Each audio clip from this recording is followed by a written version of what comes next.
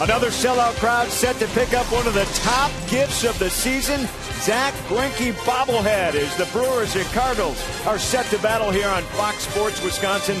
And the timing of this gift, pretty doggone good, because Zach Greinke was pretty doggone good in Saturday night's win. He was right on target, picking up his 6th straight win, stopping the Cardinals in 7 strong innings. Final score last night was 5-3.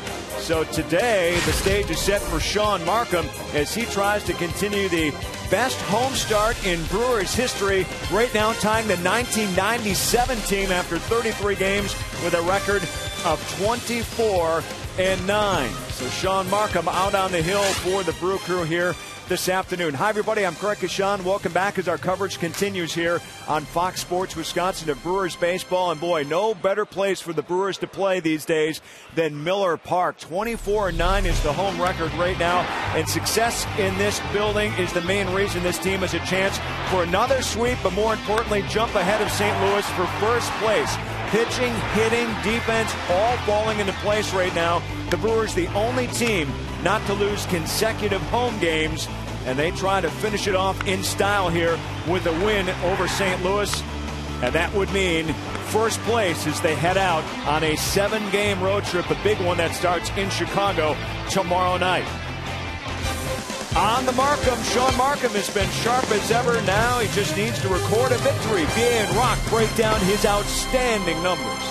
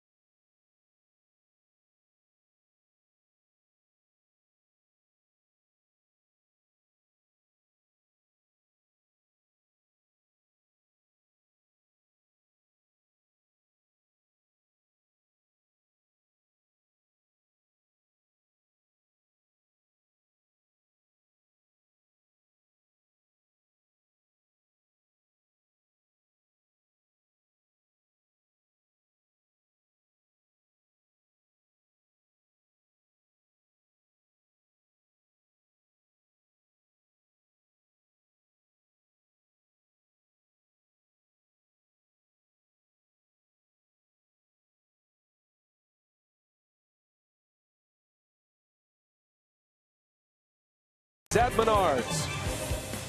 By Triple Hopped Brewed Miller Lite. Taste greatness. By AT&T. And brought to you by Toyota, proud sponsor of the Milwaukee Brewers and the Toyota territory at Miller Park. Wow, what a glorious day today. Sunday baseball here at Miller Park. The roof is open, and we are set for the final game of the series. The Brewers and the Cardinals at a matchup of 6-game winners. Sean Markham comes in, tied for 4th in the National League in earned run average. And the Brewers going for the clean sweep. And hi, everybody. Brian Anderson along with Bill Schroeder. Great to have you with us. The Brewers just a half game back to the Cardinals in the National League Central. And, Rocket, has been all about the starting pitching here lately. I'll tell you what, the first 2 games of this series, the best offensive team in the National League, when you consider runs, the St. Louis Cardinals have been shut down. Narveson and Greinke in yesterday's ball game, 3 runs combined. And that should continue here today because Sean Markham has been nothing less than spectacular in his time here with the Brewers so far. He should be 8-2. He's 6-2 right now. You see his numbers in his last 8 starts, but Markham in his last 2 starts has given up only 2 runs. Unfortunately, the Brewers have only been able to score 4 runs for him, so things are looking good for a sweep here for the Brewers against the Cardinals. They've got their best on the mound tonight. So Sean Markham against Jake Westbrook. The Brewers trying to sweep the Cardinals and make it a 4-2 homestand. First place on the line. The Brewers and the Redbirds coming up next on Fox Sports Wisconsin.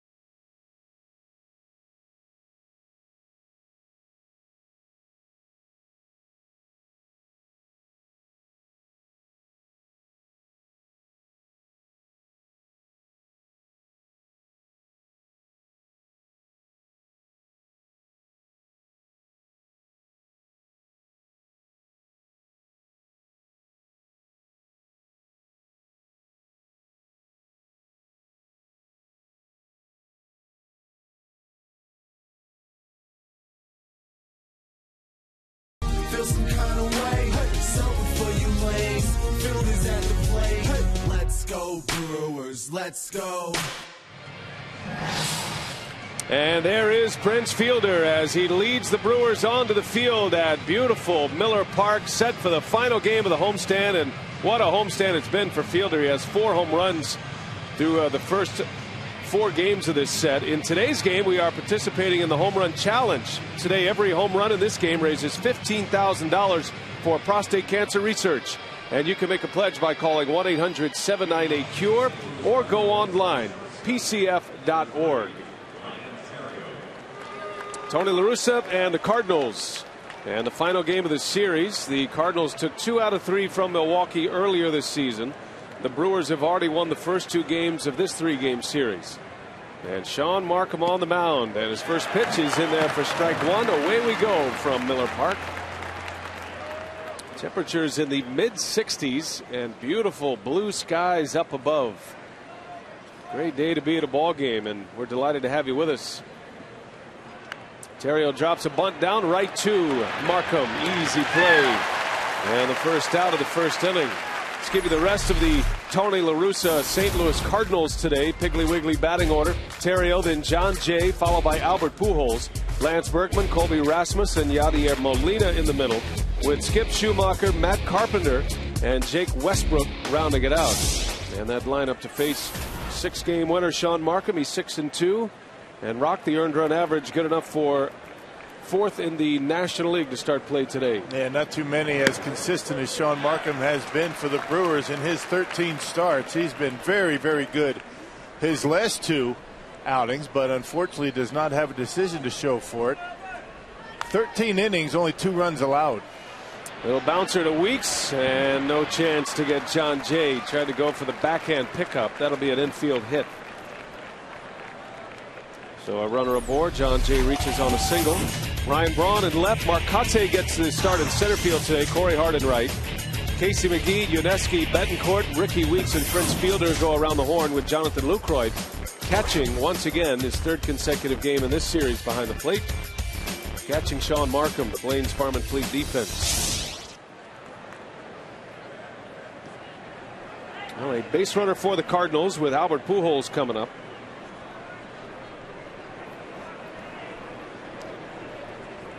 The Brewers with a 5-3 win yesterday. Zach Greinke picked up his 6th consecutive win and is now 6-1 for the season. Greinke beat Chris Carpenter.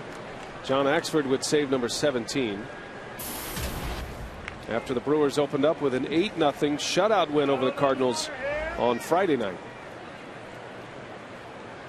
Yeah, starting pitching has certainly been the story in the last month plus for Milwaukee. Outstanding work by Greinke last night. First game of the series. Chris Narveson threw 8 scoreless innings. Can't ask much more out of the starting rotation. Narveson was the first on the mound in this series, went 8 shutout, and for Narveson it was his 3rd win. He beat Kyle Loesch, who has been the Cardinals' best this season.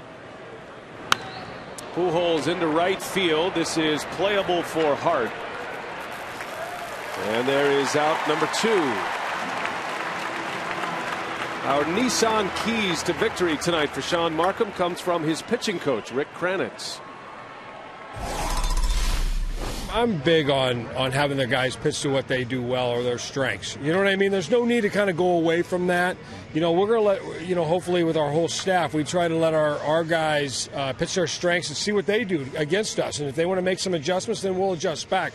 But there's no need for us to change anything. Especially when you're 18-5 in your last month plus of games. I mean, the starting rotation has been very good. I think Sean Markham pitches the same game regardless of who he's facing. He's going to locate his fastball. He's going to mix in the curveball. And he's always got that outstanding changeup. Well, the Brewers starting pitchers are 28-15 this season. 28 wins from their starting core, and that marks the best winning percentage in the major leagues. And what a change from years past, as Lance Berkman a big cut and a miss on a fastball from Markham. Berkman out ahead of the Markham fastball, which could bode well for Markham's changeup, which is about 10 miles per hour slower than that.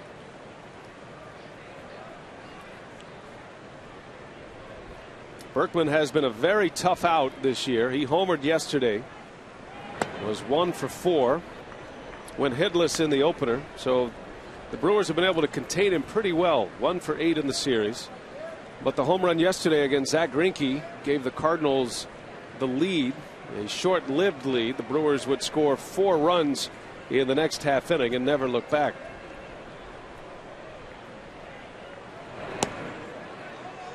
Yeah, the base hit you were talking about, the home run off of Greinke last night. It was a line drive bullet to left. He hit that one as a left-handed hitter, and he hit it like a right-handed pull hitter would. The ball just kept carrying off the bat. It looked as though Braun was going to be able to make the catch, but had some late carry on it and knocked it out of here. Now, you talk to those who know Berkman and have seen him play all season, and the biggest change from his year this year compared to last as an Astro is bat speed. His bat speed is back. Remember, he struggled with a fastball last year. It's not that he had a terrible year, but by his standards, it was a down season in Houston before being traded to the Yankees. He didn't do much for the Yankees, Lance Berkman, until the postseason. And then he had A couple of big hits for New York against the Minnesota Twins in the LDS. Berkman as a left-handed hitter this year, hitting .343, and 13 of his 16 home runs is a lefty. There's a strike, 3-2, as Markham paints the corner to get back in the count. Yeah, tough middle of the order for this Brewers pitching staff to get to, but they've been doing a pretty good job. I mean, the Cardinals lead the league in runs scored, and they've only scored 3 runs in the first 2 games, keeping Pujols and Berkman relatively quiet. Full count, 2 outs. John Jay will be on the move at first base. There he goes, and Berkman fouls it away.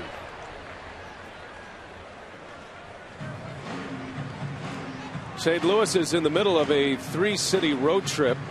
They play 9 games in 10 days. They have tomorrow off, but the Cardinals are headed to Washington, D.C. They'll start a series Tuesday with the Nationals. And they're expecting some of their injured players back. Matt Holliday scheduled to return Thursday. Kyle McClellan, out with a hip injury, is due back Wednesday to start against Washington. 3-2 pitch again. Berkman fouls it off again. And a lot of fastballs that Markham has been throwing to Berkman, and Berkman behind him.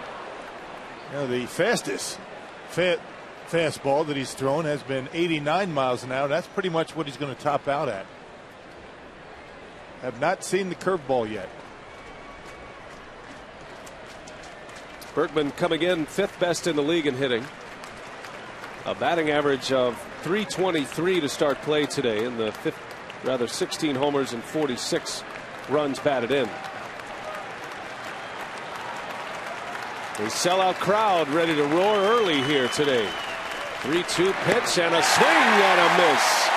The changeup from Markham, and Berkman is out. And the inning is over. Good start for Sean Markham. Now the Brewers coming to bat against Jake Westbrook.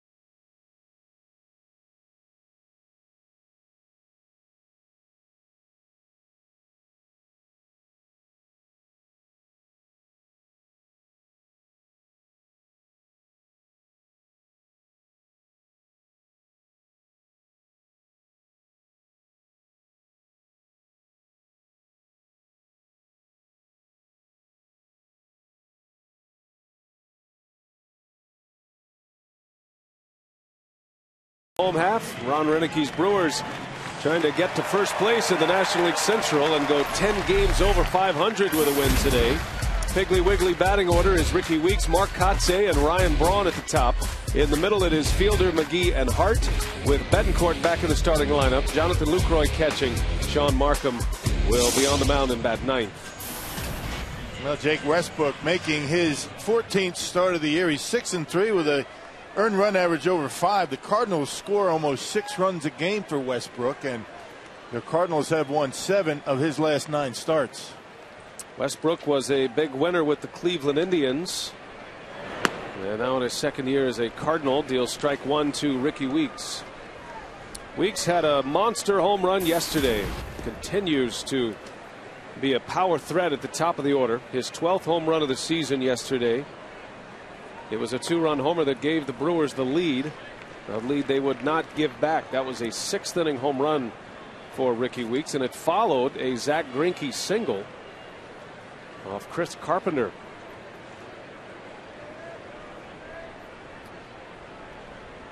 No second baseman in baseball has more home runs than Ricky Weeks with 12. And this was the bolt yesterday down the right field line. Ron Renicky was so impressed the fact that that ball got so deep in on Ricky Weeks. He's so strong, though, he was able to muscle it over the wall in right field on basically a late swing on a pretty good fastball. I don't think there's anybody going to argue that Ricky Weeks, pretty strong guy, but he got a cutter on a 3-1 pitch. Didn't get good extension, but still strong enough to get it right down that right field line. So 12 homers, 29 runs batted in for Weeks, and an on-base percentage of .358. Bouncing ball over to short. Terrio makes the play for the out. One gone.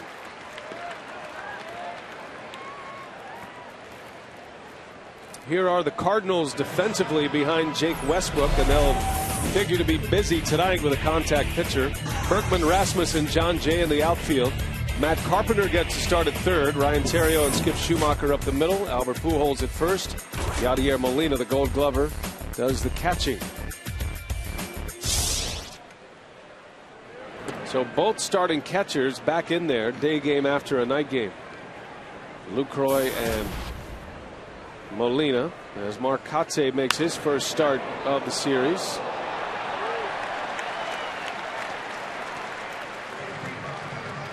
That was a big league catch in the stands right there. Yeah, good save out there, protecting everybody in this section.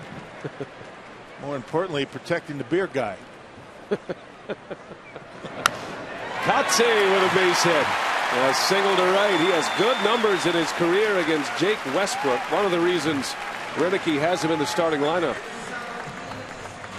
That number 2 spot has been very good for the Brewers. Very important, too, when Braun and Fielder are coming up. Well, you have to make Westbrook get his sinking fastball up in the strike zone. That's what Kotsay got. Got one up in the zone. Still hit it on the ground, but into right field. Kotsay now 7, make it 8 for 25 against Jake Westbrook throughout his career. That includes a couple of home runs. And he's walked 5 times in his career against Westbrook. So he gets the call and he gets a base hit. And now Ryan Braun is up, shatters his bat. And this could turn into 2. 6-4-3 double play. And the inning is over just like that. So Westbrook, the ground ball pitcher, gets one, and the Cardinals turn 2. We're off and running at Miller Park. Zach Greinke bobblehead day today.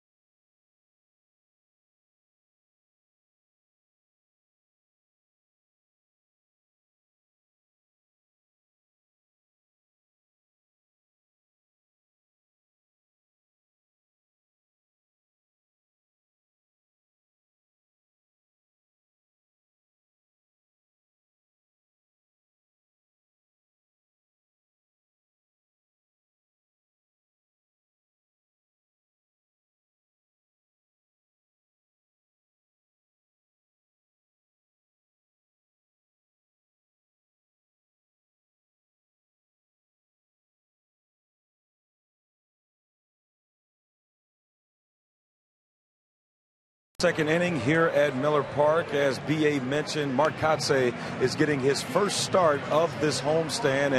And talking to Ron Renicky before today's game, he said he really wanted to make sure that he doesn't go too long of a stretch without giving Kotze a start, because essentially he's trying to work in three guys in one position. Of course, the corner outfield of Ryan Braun and Corey Hart, those guys are going to be in there every day. But with Carlos Gomez, Nigel Morgan, and Mark Kotze, they're all platooning for that center field position. And B.A., he said it's always good to get Kotze in there because he's going to get him good at bats, and he wants to make sure that he keeps him fresh.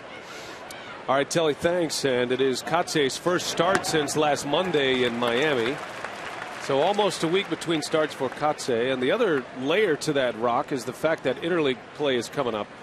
The Brewers are headed to Boston this weekend, and Kotze figures to be a big part of that interleague series with the Red Sox. Yeah, you're going to get an extra bat in that lineup with the designated hitter. Now, the Brewers really not sure what they're going to do with respect to using the DH. Always good to have that extra bat. Colby Rasmus leads off for the Cardinals. Markham, a scoreless first inning, gave up an infield hit to John Jay. Ron Renicky was saying earlier that there has been some discussion about Matt Gamble coming up again to fill that role on the roster as a possible designated hitter. But Renicky also discussed keeping it in-house and kind of floating that DH as Rasmus chases the changeup. And there is strikeout number 2 for Sean Markham. And both strikeouts coming via the changeup. You got Lance Berkman on it with a changeup, and now Rasmus swings to a changeup. Look at the movement on that pitch. Down and away. It started out about knee high, ended up down around the dirt. Yeah, give some guys a day off. Maybe give Braun a couple of days. He's still experiencing some issues with that left shoulder. Maybe sit him down, let him DH a couple of games. Prince Fielder, perhaps. Molina on the first pitch. Fielder gives it a look. Weeks is over. That's going to end up in the third row. It's always a challenge for a National League ball club to figure out who they want to use as their designated hitter. It's not as easy as it sounds. Being a designated hitter, it's an art form. It's usually a veteran guy that does it every single day, gets settled in, and a lot of times a National League team struggles in that spot.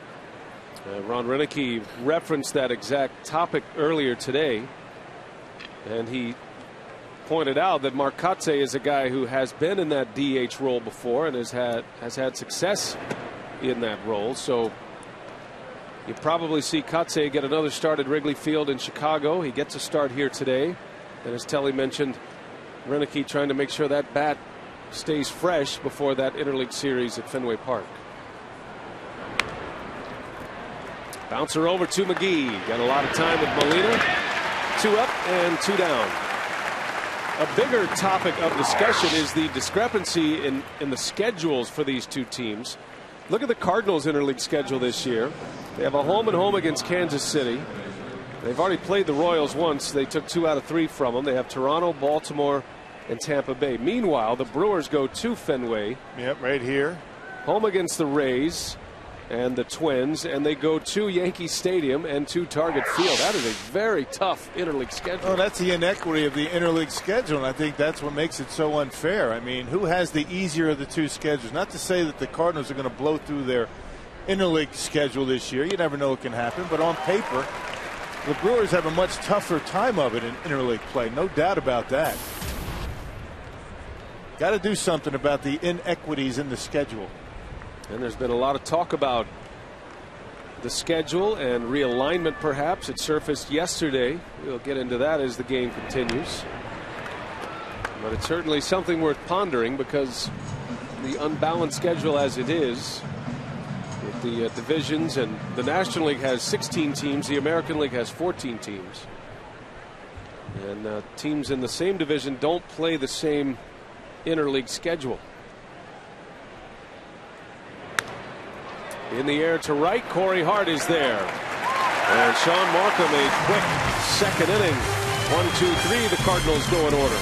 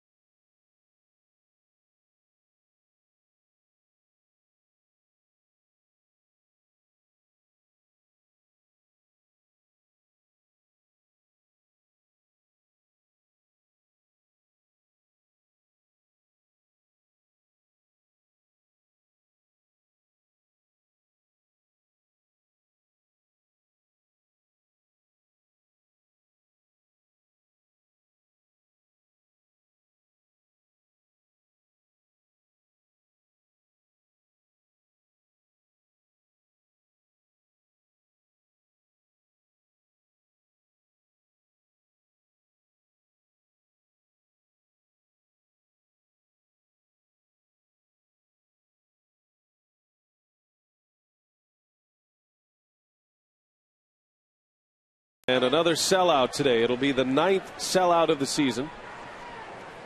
Jam-packed to see the Brewers and the Cardinals, and to see Prince Fielder swing the bat. He has put on quite a show here lately. Fielder overall with a .300 batting average, 18 homers, 56 driven in. The league leader in RBIs. He's second in the league in home runs.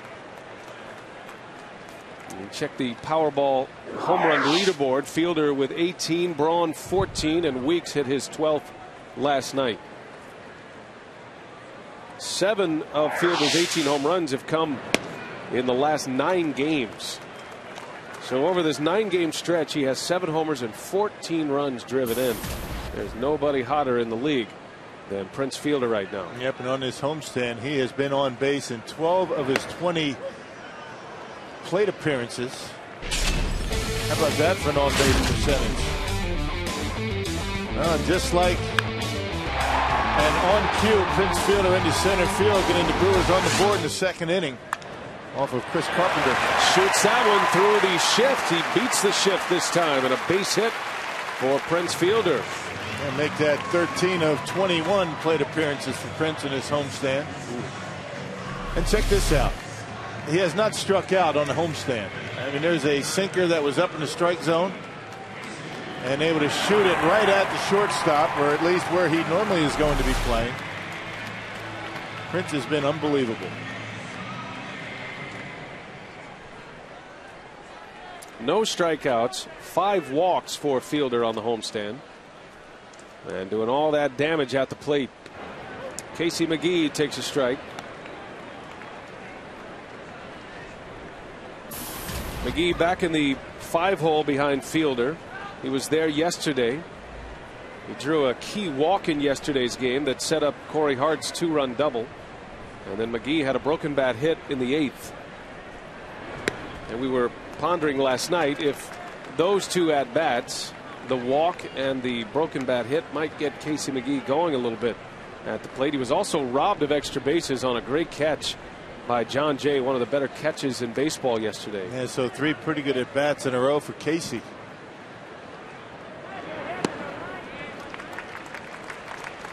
Now the Brewers manager was saying that he was ready to put Hart in that 5-hole, and just to give McGee a break a little bit. Bump him back in the order, give him some time in a less pressure spot in the order, but all of a sudden McGee started putting it together a little, so he remains batting 5th behind Fielder, which is one of the most important spots in the Brewers lineup right now, especially the way Fielder's swinging the bat. Yeah, because you're always going to be coming up with men on base with Braun and Fielder the way they've been going.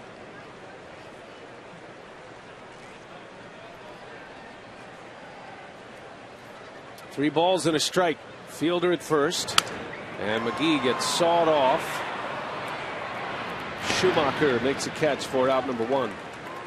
Hey, on June 26th, bring your Miller High Life bottle caps to any Miller Park gate. The more collected, the more High Life experiences will be given to returning soldiers of the Afghan-Iraqi war through the IAVA. Visit MillerHighLife.com for information. 10 cents Miller High Life will donate for every bottle cap collected. That's a great cause. Yes, it is. Speaking of, how's Billy doing? You talked to him lately? I've not heard from him in about 10 days or so, but I look at it this way. No news is good news, right? Yeah. Bill's son Billy is over in Afghanistan, serving in our military and the Army. We're proud of him. He's able to watch the games. I know he keeps pretty close tabs via the internet. Sometimes he knows more about the Brewers than we do. He gives us our information. Yeah, and that's what we talk about most of the time when we're on the phone talking about the Brew Crew and Prince Fielder. But yeah, that's a great thing that Miller High Life is doing to support the veterans of the 2 wars.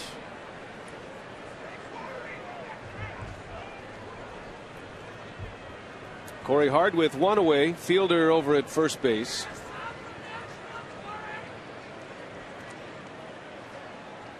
Just underway from Miller Park. And that one's a hot one. Past a diving Carpenter and into left. Corey Hart with a base hit. We'll rock a number of his hits this year coming to left field, which is a little bit different for Hart than what we've seen. Yeah, getting some pitches to pull. I think the league understands that Corey Hart likes the ball out away from, drives it into right center around to the left field gap. trying to come in on and left it out over the plate, and Corey able to hit it hard enough, and he got it up. You got to make Jake Westbrook get his pitches up in the zone early in the count. He gets a lot of ground ball outs. As a matter of fact, almost 80% of balls put in play are ground balls.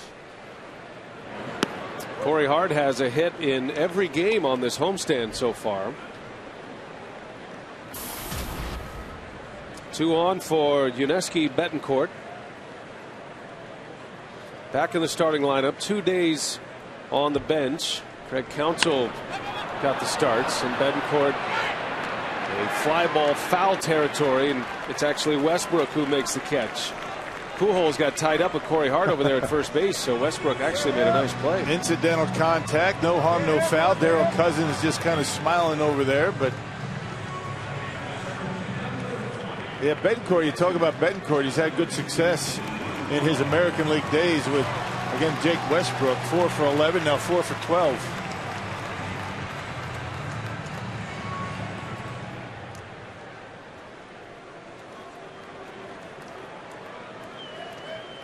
So 2 gone, and here is Lucroy. Starts him out with a curveball strike. Jonathan Lucroy, 278 hitter, 6 homers, 27 runs batted in. Very productive as a catcher, especially hitting down in the order. He's actually been one of the most productive catchers in the National League at the plate. You compare his numbers to Yadier Molina's. Molina has a higher batting average. Lucroy with more home runs and more runs batted in than his catching opponent here tonight. Hey, he's improved a lot. I think he's just settling in, feeling more comfortable both sides of the ball, behind the plate and at the plate with the bat. And surprisingly, the Cardinals outfield relatively shallow for Lucroy. He's got enough power to find that gap. If he's able to do that, that's going to score 2 runs. I think that's an old scouting report. Lucroy has shown a lot more power this season, not just with the home runs. There's Westbrook, dots the corner with a strike, 2-2 the count.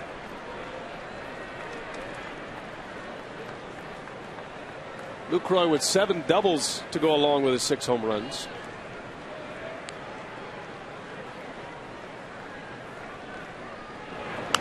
And a curveball.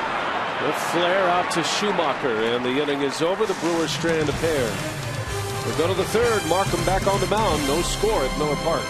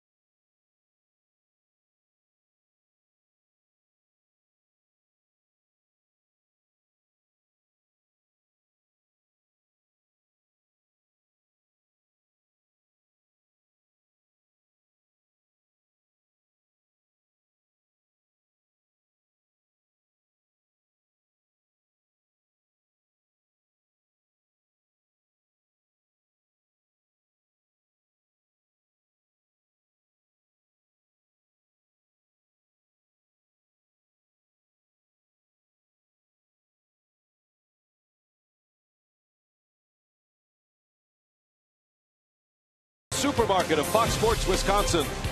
By Ho Chunk Gaming Wisconsin, your ticket to more. And by Subway. Try our $5 featured foot long of the month. Subway, where winners eat. Big crowd on a Sunday afternoon, and we are delighted to have you with us today on Fox Sports Wisconsin. Chris Withers producing, and Brian Anderson with Bill Schroeder, Telly Hughes bringing you the action from Miller Park. Brewers are headed on the road trip tomorrow. It starts a 7-game trip. The first 4 at Wrigley Field in Chicago, and then 3 at Fenway Park. An historic trip for sure coming up for Milwaukee, the 2 oldest ballparks in Major League Baseball. It's the second time in 3 years the Brewers have gone to Boston.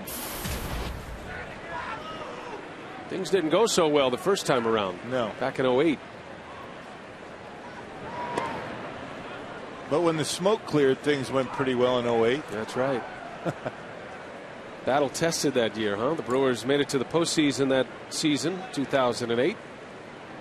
A wild card entrant, and hoping this is a playoff year this year in 2011. Brewers lost to the eventual World Series champion Phillies in 08. Phillies took 3 out of 4. The opening series, there's a strike to Matt Carpenter. Full count. Carpenter getting to start at third base today.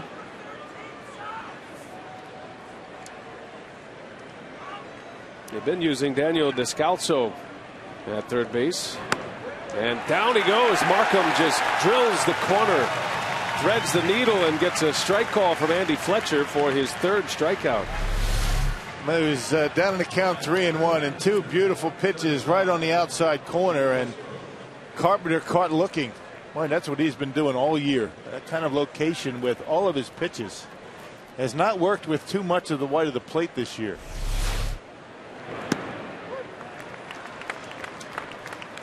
And a strike to Jake Westbrook. Well, if Markham gets the corners like he is early, and Westbrook is the same, these are 2 guys that live on the corners. This could be a tough day for the offense. Markham with that impeccable command. Bouncing ball. Betancourt drops it. Still has time. And a good strong throw to get Westbrook for the 2nd out. Hey fans, this week Wisconsin Coach Lines is offering motor coach service to Wrigley Field for just $25 round trip. Free parking is available at Miller Park or from the Ryan Road Park and Ride. For information, go to wisconsincoach.com or call 877-324-7767. Not a bad option. Night games at Wrigley Field. The first 3 are at night under the lights, and then the final game Thursday is an afternoon game. Tough getting in and tough getting out of Wrigley Field on game day. From what we hear, there are going to be a ton of Brewers fans down at Wrigley Field.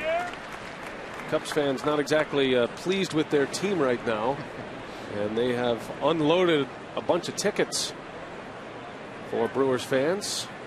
I've heard from a lot of fans just walking through the concourses that they're headed down to Wrigley. Plus, school is out, summertime. As the former Cub, Ryan Theriot is barking a little at Andy Fletcher.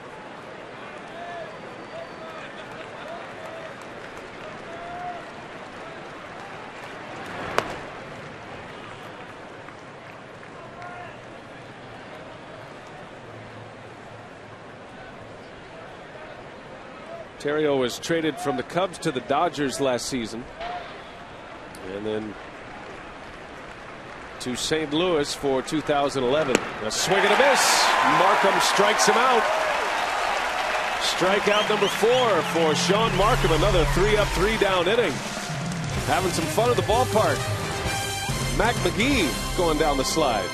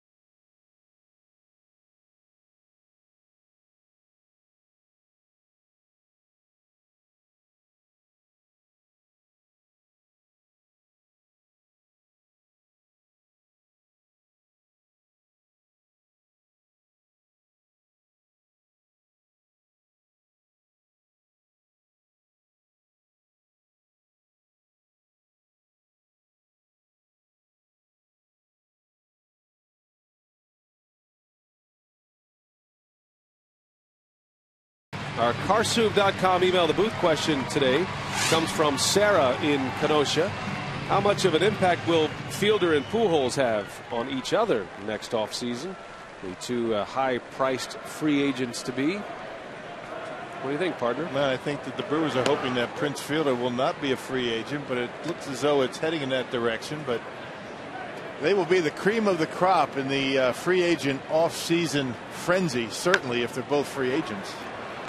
Sean Markham bounces one over to third, and the first out for Jake Westbrook of this third inning. One or the other will set the market for everybody else. In other words, they will be the guys where everyone else's contract will be compared to. Two best run producers, arguably, in baseball, certainly this year, if not, for the last few years anyway. Well, there aren't many teams that can afford Albert Pujols and Prince Fielder, but there are enough. It's a pretty short list of teams that can go with the big contracts like that. I think the Brewers are hoping to max out, and that offer would be acceptable to Prince Fielder in his camp. He certainly earned the right to explore free agency, and he is putting together a monster year. Well, they're both going to make a boatload of cash, that's for sure, and they deserve it. Top of the order, Ricky Weeks grounded out in the first inning. Second time through the order now.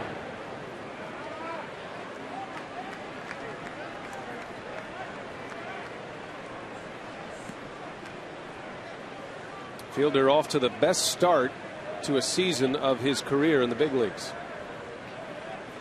And the Brewers have needed every bit of it. Weeks into center, slightly off the end of the bat. Out number 2. Got a lot of baseball already underway across the major leagues today. The night game tonight is in San Francisco. The Cincinnati Reds and the San Francisco Giants later tonight. The Reds beat up on Tim Lincecum yesterday, but everything else, day baseball.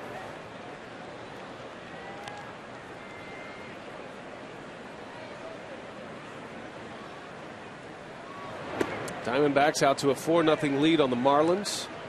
Cubs had a 3-0 first inning, or a 3-run first inning. It's now 3-2. Cubs lead the Phillies. Roy Oswalt and Doug Davis matching up.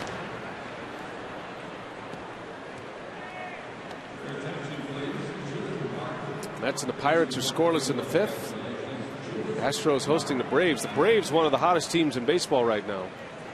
The Red Sox with the longest winning streak in the league, with 8 consecutive wins, and the Braves with 5 straight. As Pujols will take it himself, and it's a quick inning for Jake Westbrook. We go to the 4th, still scoreless.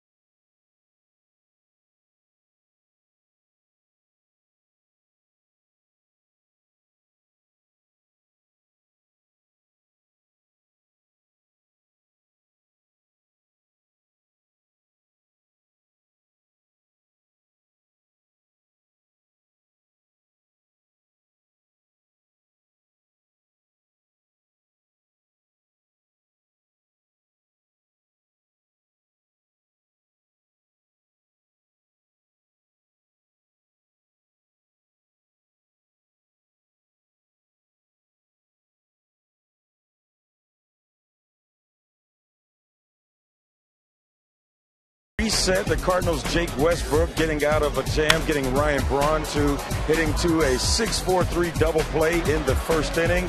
And on the other side, Sean Markham, brilliant so far through 3 innings, 4 strikeouts, and has only allowed 1 Cardinal hit. So BA, looks like Sean Markham is back to doing what he's been doing all season long here in the top of the 4th inning. Well, there were high expectations for Sean Markham, but he has exceeded even what the highest of expectations were on him. And, you know, you look at his numbers pitching in the American League East last season, and then prior to that before the Tommy John surgery, and he's a good pitcher. You knew that going in. He's faced tough competition the last few years as a Blue Jay. As John Jay flares one down the left field line, that's a fair ball, and that's going to bounce into the seats in a ground rule double. So Jay gets sawed off, but he's able to find some space, and now 2 hits for John Jay. Well, an infield hit and a jam shot, able to fight it off down the left field line. That's what happened. Sean Markham missed his spot that time, supposed to be away, ended up middle in, and Jay able to get the leadoff double.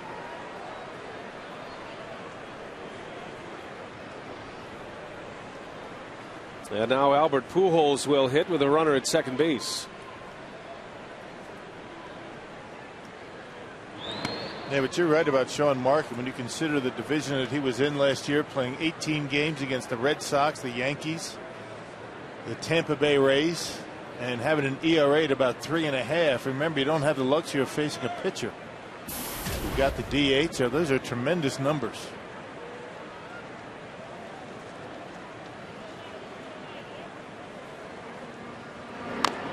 Pujols waves at one, and a ball and a strike.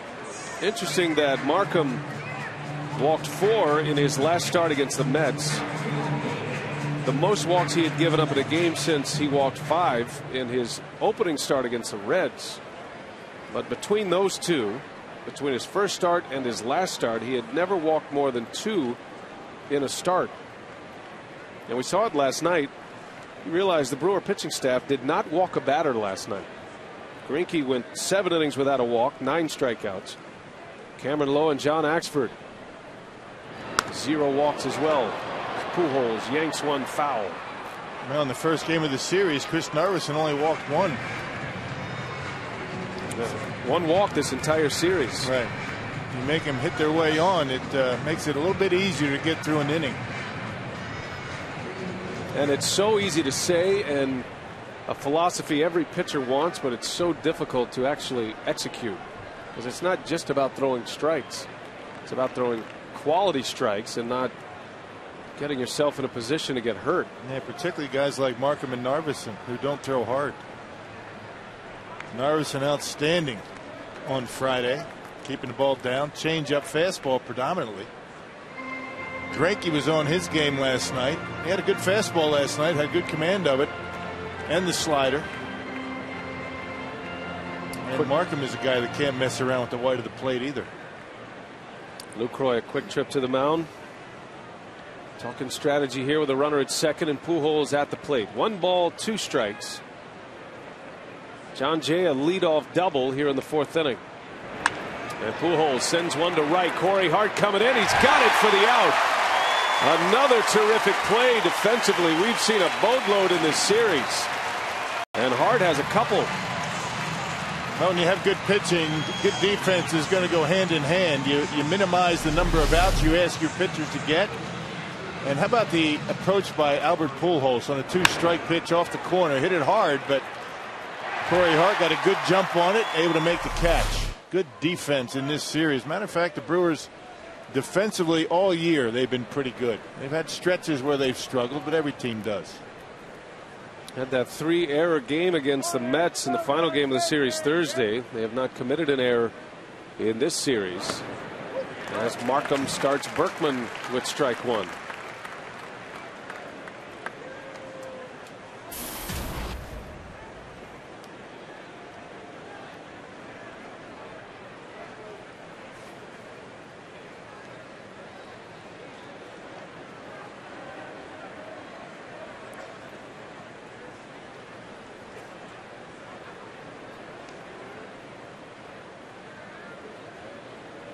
Lance Berkman struck out his first time up.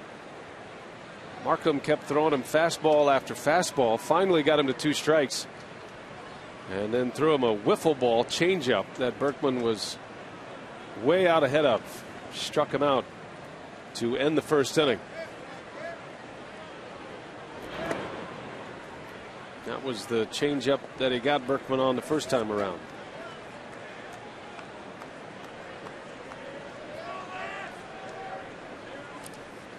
The presence of Berkman has really changed how pitchers deal with Albert Pujols. You realize Pujols has only been walked intentionally twice this season. This was a spot, Rock, in years past with a base open at first and a runner at second. It was almost an automatic walk of Albert Pujols.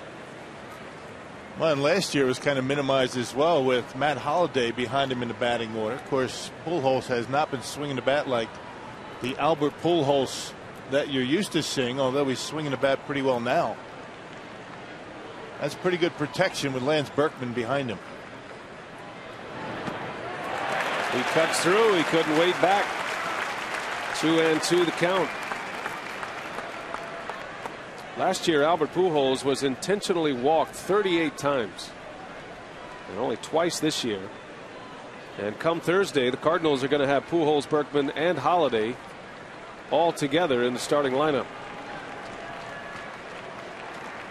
Holliday's been out with a quad injury.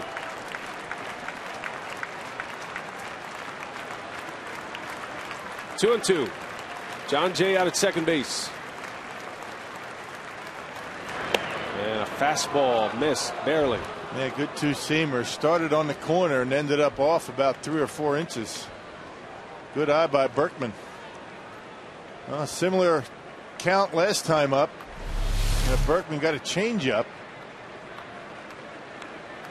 See what they decide to give him here.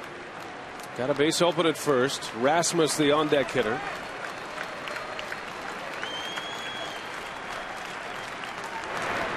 And he tried the changeup. Berkman lays off. So 2 on. Boy, and how big is that play Corey Hart made at this point? That sliding catch, and he's had a terrific homestand defensively. Remember the throw against the New York Mets. Perfect one-hopper to get Murphy at the plate. Then he robbed Terrio on Friday with a running catch. He got Terrio again yesterday to start the game. And then Pujols just moments ago, a sliding catch from Corey Hart. Yeah, the gaps get sealed off pretty good when you have guys like the Brewers have in that outfield, all with very good speed. Gomez, Morgan, Kotze runs them down pretty well, although he's not as fast as the other 2 in center. And Ryan Braun can cover some ground as well.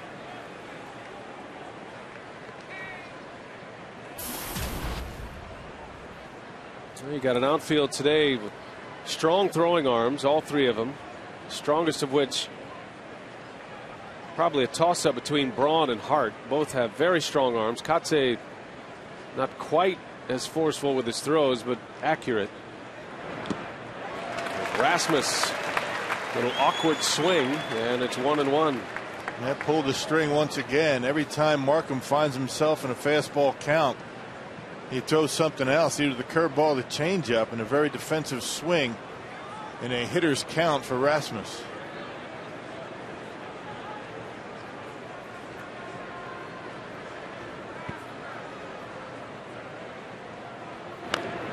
Little tapper, going to be a tough play. Markham makes the throw. An ill-advised throw, but no damage done. That'll be an infield hit for Colby Rasmus, and the Cardinals have the bases loaded. About the 2 hits in this inning. A jam shot down the left field line for a double, and a swinging bunt right down the third baseline. Sometimes even good pitches end up being base hits, and there's an example of one there.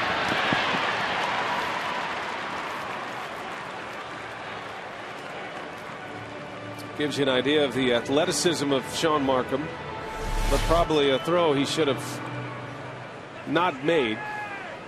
No harm done though. Bases loaded, and it'll be Yadier Molina.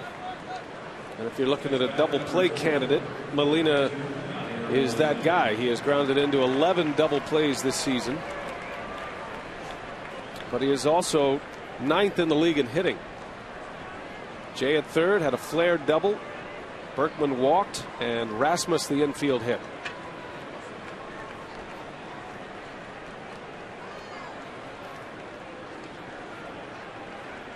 Cardinals threatening early. Molina grounded out his last time up, and that skips away from Lucroy. Staying put is John Jay. Yep, started him out with a breaking ball. The one thing Markham wants to do here is keep the baseball down. You talked about those 11 double plays, and Molina does not run well at all. Good job by Lucroy with one out. Not going to take any chances trying to score on that.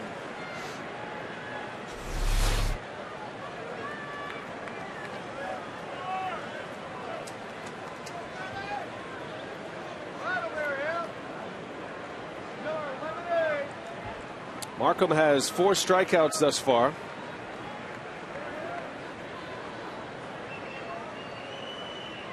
Molina not a guy who strikes out very often. There's a bouncing ball. Got a chance here. McGee's coming to the plate. They get the out there. Cutting down John Jay. Nice play, Casey McGee. I think he was uncertain whether he'd be able to turn 2 or not. The out at second was the one in question with Colby Rasmus running. That ball just wasn't hit hard enough to even chance going for 2. The only easy play that he had was the throw to home. His momentum going right toward home plate. No way he can make a throw to second base. So you take the easy out at home, cut down that run, and you hope Markham gets Skip Schumacher. And you see Jay making sure Lucroy wasn't going to make a throw to first. Excellent play by McGee. Get the lead out. And now 2 gone for Schumacher. Bases loaded. Schumacher rips one to right field. A base hit. 1 run is in. And the throw comes into third base. Skip Schumacher drives in 2. The Cardinals have the lead. Jumped on the first pitch and delivers 2 runs. Yeah, sitting back, probably waiting for that changeup. Got it. It was up in the zone, and Schumacher able to drive in 2 with 2 outs. There's a big hit for the Cardinals finally coming in the 3rd game of this series. A mistake pitch up in the zone. 78-mile-an-hour changeup.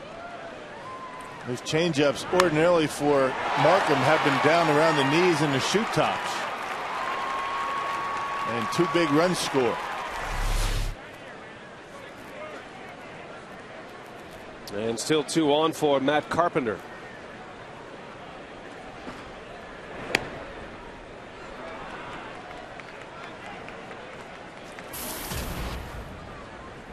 Carpenter has just 13 at-bats this season.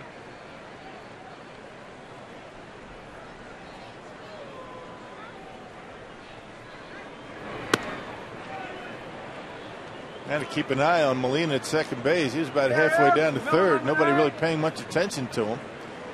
You don't expect him to run, but he was thinking about it.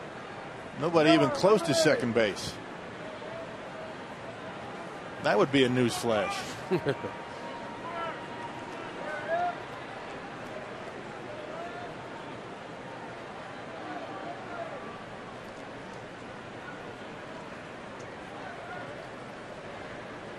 Molina does have a stolen base this year, but one would have to assume that came on the back end of a double steal. Right.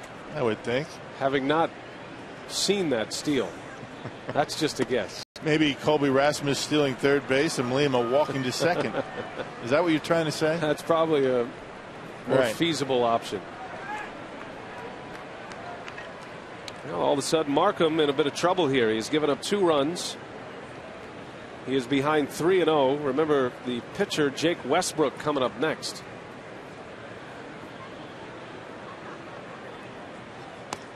There's a strike.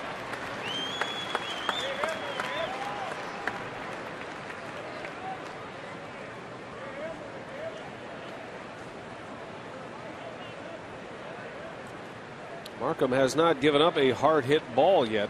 The best bolt of the day, probably the line out by Pujols to Corey Hart earlier. In the air. This should get him out of it. Betancourt wants it, and the side retired. But the Cardinals get a pair, A 2 RBI single by Schumacher. And here we go to the bottom of the 4th. Braun and Fielder coming up. Brewers down 2-0.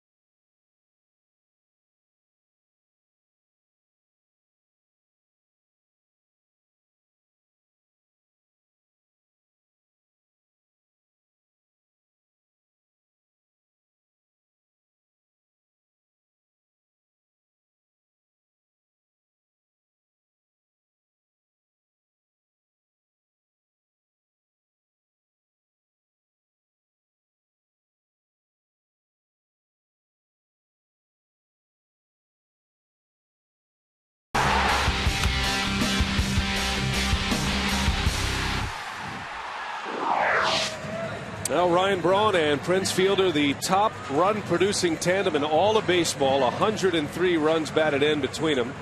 Carlos Quentin and Paul Konerko second on that list, and then Adrian Gonzalez and Big Papi David Ortiz of the Red Sox.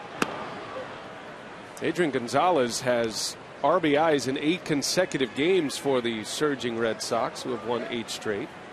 That's going to be quite a showdown. Yeah. Next weekend, the Brewers and the Red Sox with Braun and Fielder and Ortiz and Gonzalez. Plenty of stars in that series. I'm anxious to see Braun, who has homered at Fenway Park in his career. Anxious to see Braun and Fielder go to work on the Green Monster. Man, it's going to be a nice series. That interleague schedule, not an easy one for Milwaukee, but it's going to be a lot of fun for us anyway. Go into Fenway Park, go into new Yankee Stadium.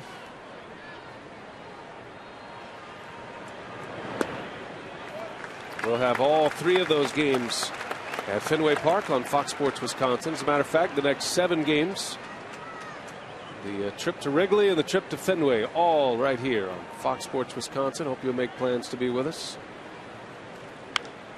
Yeah, the Brewers in the middle of a very long stretch without a day off. June 23rd, the next day off for Milwaukee. And so far, the starting rotation has done their part to help, eating up innings. And that's what it takes when you have a long stretch of consecutive games when you have a game. Got to save that bullpen. That was so important for Chris Narveson. And Rock, you talk about this all the time, but one start leads to the next day concerning the bullpen. And remember, in that final game against the Mets, Brewers used 3 relievers. Gallardo only went 4+. Well, the next day Narveson comes out, goes 8 shutout, and as Braun draws the walk, that's a good start to the 4th inning. But those 8 shutout innings sets up the bullpen for the rest of the series, and it afforded Ron Renicky the opportunity to have fresh arms coming in for Zach Greinke, who had looked like he was at his limit yesterday after 7. But I think that stretch, the most important start in this stretch of consecutive games for the Brewers, was that start by Greinke the final day in Florida when the bullpen was spent. Lowe was not available. Axford wasn't even with the team, and he went 7 strong innings. Didn't have to use any of the big guys out of the pen. That's where it all really fell into place for Ron Renicky. And give credit to the offense as well, who put up big numbers in that game against the Florida Marlins to wrap up that sweep. Brewers scored 7 runs that day. Fielder representing the tying run. And it's almost unfair at this point to expect a home run from Fielder, but the way he's going, you just look forward to it. It's tough enough just to get the ball in the air against this guy. This guy gets a lot of ground ball outs, but hey, Prince has been able to do things this year that you don't expect. Close play. Braun just back. As you can see, Westbrook, a quick move to first. He does a good job containing a running game. And not that you really have to with Molina behind home plate. He can make up for a lot of bad jumps. 1 ball, 1 strike on Fielder. Down in the dirt. Nice block back there by Molina, who looks a bit shaken up. And it's 2-1. It's the other part of Molina's game. Yeah, watch how smooth he is going across. Able to square his shoulders up, keep that ball right in front of him. Makes it look easy, but it's not. You see those gold patches representing multiple gold gloves for Yadier Molina. Fielder slices one foul. A little bit late on the fastball. With that base hit for Fielder in the 2nd inning, he is now hitting .400 in his last 50 at bats. That's a big sample size. 20 hits in his last 50 trips to the plate. Very few strikeouts, a ton of walks, and a ton of home runs. Yep, hitting .303 coming into this at bat. Over to Pujols to second for 1. The return in time. And Westbrook, a pump of the fist. That's a big turn for Westbrook. Well, Westbrook relies on that heavy sinker just about every time. He'll throw a cut fastball once in a while. There's a look like a changeup right there, but that was the best pitch that Prince had to hit in that at bat. You can see how low that ball got on the 2-2 count. And right to Pujols. Well, we've noticed from Albert Pujols in this series in particular how close he stays to first base when he's holding a runner. Most guys are going to bounce off a couple of steps. Pujols just kind of takes a shuffle step, puts himself in position. It's helped the Cardinals in a couple of occasions. Now here's McGee, and quickly down in the count, 0-2. That's the second double play the Cardinals have turned today. And on both occasions, Westbrook has gotten the big sluggers. He got Braun on a double play in the 1st, and now Fielder here in the 4th.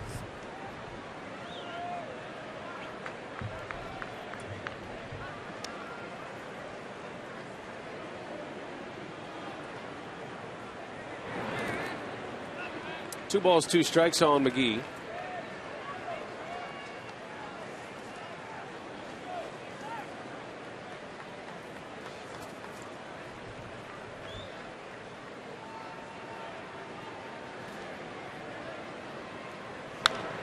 And a bouncer out to Schumacher. Westbrook is on his game this afternoon. A lot of ground ball outs. 2-0 Cardinals. We go to the 5th.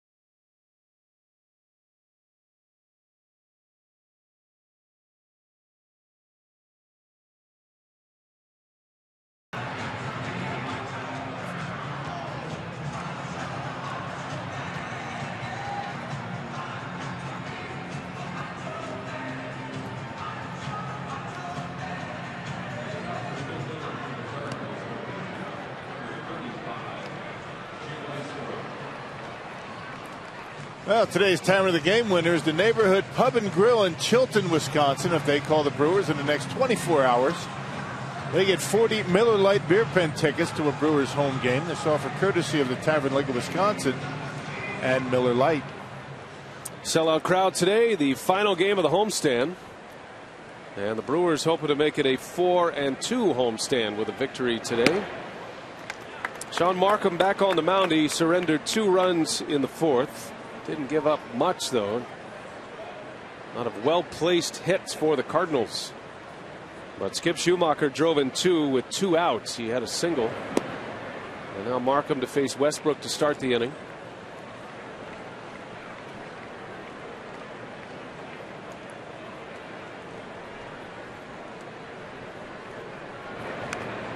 Got a disappointing injury report from Appleton today. Takashi Saito, the Brewers reliever who's been on the disabled list pretty much all season, was scheduled to throw a rehab outing today in Appleton, and he was unable to make that outing because of tightness in his upper back.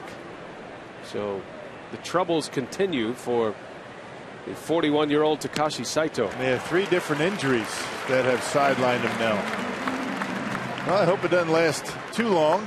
Well, the Brewers could certainly benefit from getting him back. And another very good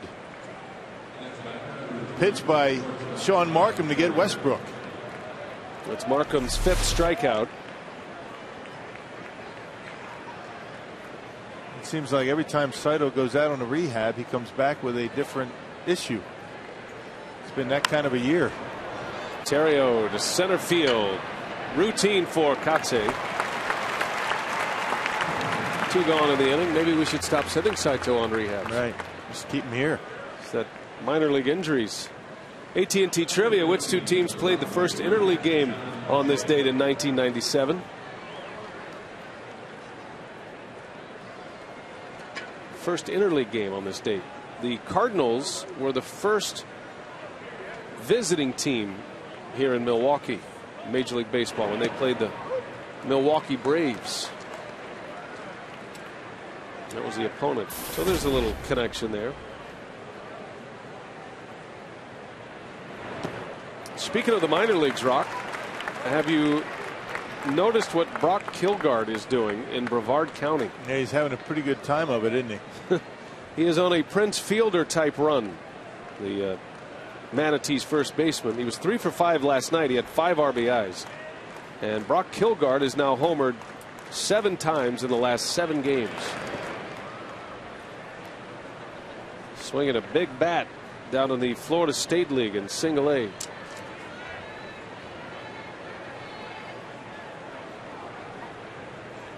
was just the other day the Brewers minor league system went a perfect 6-0.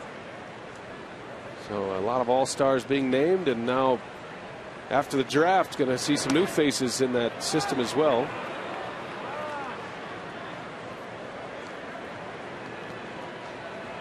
If you live around the area, we always encourage you to go up to Appleton to watch the Rattlers play.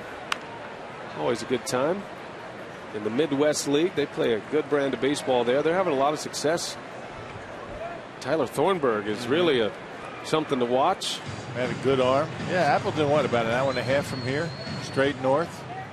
Beautiful stadium, Time Warner Cable Field. Not far from Chilton, Wisconsin. That's where our Tavern of the Game winner was. Way to bring that all the way back around, partner. And Markham strikes out John Jay. 1-2-3 inning. Strikeout number 6 for Sean Markham, and he leaves Pujols in the on-deck circle.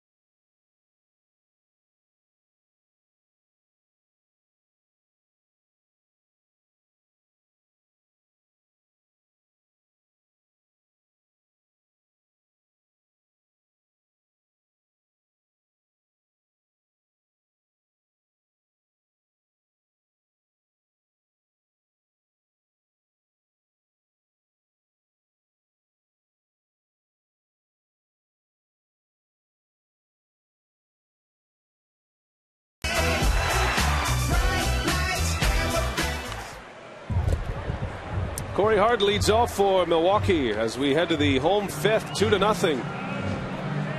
Cardinals had the lead. St. Louis with a 2-run fourth inning, both runs coming on a single by Skip Schumacher. But Markham limited the damage after that, got out of the inning, and coming off a 1-2-3 inning. And now Sean Markham is hoping for some of that Zach Greinke run support from the Brewers lineup. Yeah, Markham is right now in that spot in the rotation where he has not gotten a lot of run support his last two starts. The Brewers have not been able to put many runs on the board. As a matter of fact, only 4 runs combined in his last two starts. A little bit different for Zach Greinke. He's been getting a lot of run support. Always seems to be one guy in the rotation that you find just never seems to get a lot of runs. It's hard to believe Greinke, with 6 consecutive wins, missed the first month of the season, essentially missed 7 starts to begin the season. And already 6-1 as Hart rips one down the line. That is a fair ball. It's going to go to the wall. And Corey Hart on his way to second with a double. His second hit. There you go again, right down that left field line. Ordinarily, Corey more of a gap-to-gap hitter. Got a fastball up in the zone. You have to take advantage of, the mistakes by Westbrook. When he gets the ball up, that sinker, you've got to take advantage and smash it somewhere. There it is, straight as a string up in the zone. And Corey Hart hits it hard right down that left field line. So a good start to the fifth. And Corey Hart rolling into second base, safe and secure. New York life as Betancourt swings at the first pitch. And a pop up to right. That won't do it. Hart cannot advance. And Betancourt's troubles at the plate continue.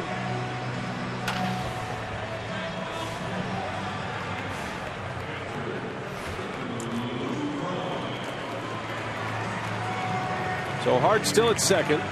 And here is Jonathan Lucroy. Yeah, that's in that bat where you really have to try and concentrate to get Corey over to third base the way Westbrook's been throwing the baseball. Lead off double, get him to third, get him in with a fly ball. Now it's going to take a hit. And again, Westbrook starting Lucroy with a first pitch curveball. Of all the hitters in the Brewers lineup, Lucroy one of the best at handling the breaking ball. He's had a lot of success this year, especially with 2 strikes. That's what's been so impressive. Dale Swain was commenting on Lucroy's ability to use right field, to wait back on the curveball. It seems like every time a pitcher will hang that curveball when Lucroy is at the plate, he's going to hit it hard somewhere. But those are really the only curveballs that you can hit hard. It's the mistake curveballs. Now Westbrook dots the corner for strike 2. Jake Westbrook has been outstanding so far today. Showed great command when he has been even in a little bit of trouble. He has managed double plays. Got one from Braun in the first, from Fielder in the fourth. There's a bouncer over the Pujols and a race to first. Lucroy retired.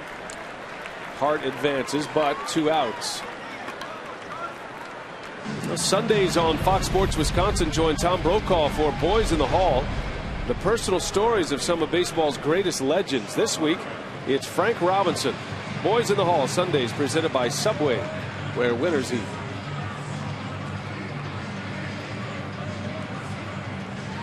Two gone in the inning, and it'll be Sean Markham, the Brewers pitcher, with Hart over at third base.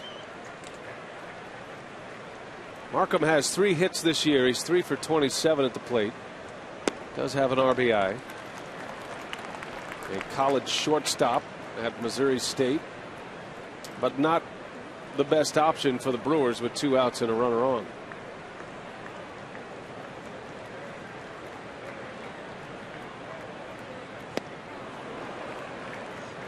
Well, yesterday it was Zach Greinke who got it started for the Brew Crew offensively. He singled in the 6th inning, and it led to a 4-run inning for Milwaukee. The Brewers starting pitchers have been swinging the bat pretty well, not only getting their hits but dropping down their bunts. been handling a bat much better at the plate. Last year they were very good with their base hits, but just couldn't at least consistently drop down the bunt to advance a base runner. They've been doing a much better job of that. And that's really what you expect out of your pitchers when they're up at the plate.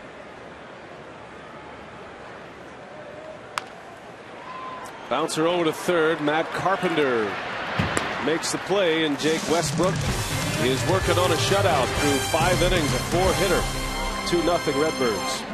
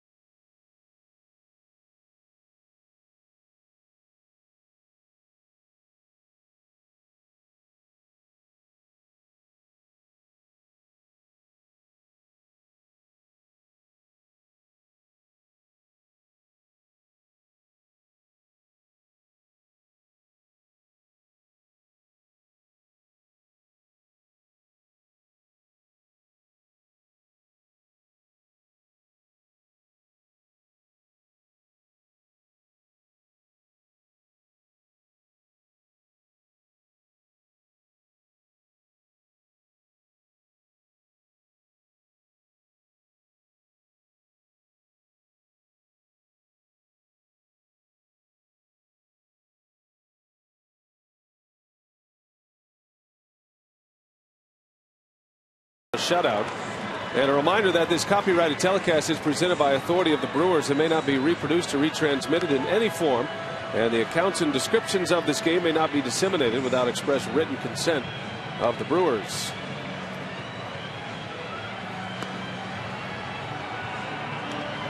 Our Subway trivia today. I checked that, the AT&T trivia today. Which two teams played the first interleague game on this date? 1997. And the answer, the Giants and the Rangers, and it was won by the Giants. And who knew those two would match up in the World Series in 2010? Also won by the Giants.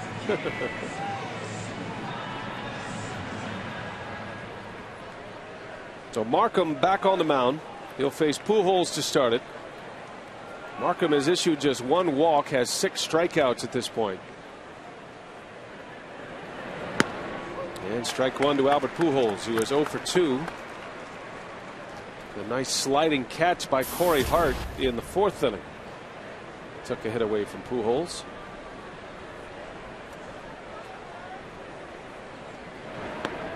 Hardly ever see Albert Pujols off balance. Even on that pitch that he hit that was off the plate with 2 strikes to right field. He might have been out in front, his body, drifting a little bit, but he kept his hands back, hit it hard to right. And that's the key to being able to hit consistently, that balance. Markham had him out in front there, and it's 1-2. It is impressive how bad Sean Markham can make some of the best hitters in the game look at the plate. Using deception as his tool. Out in front again. Fly ball, long run. Corey Hart toward the wall. And he slides, and he cannot make the play. Great effort by Corey Hart down in that corner. And again, Albert Pujols able to stay alive on a pitch that was not even a strike. He was out in front, but again, keeps the hands back. Able to stay alive. And Corey Hart looked like he might have got the end of the glove on it. Went down a little bit late. You can see that knee go right into that cement. That's going to feel good. Every time I see an outfielder slide in like that, I think about Matt Diaz of the Braves a few years back. He broke his leg in left field on a similar play.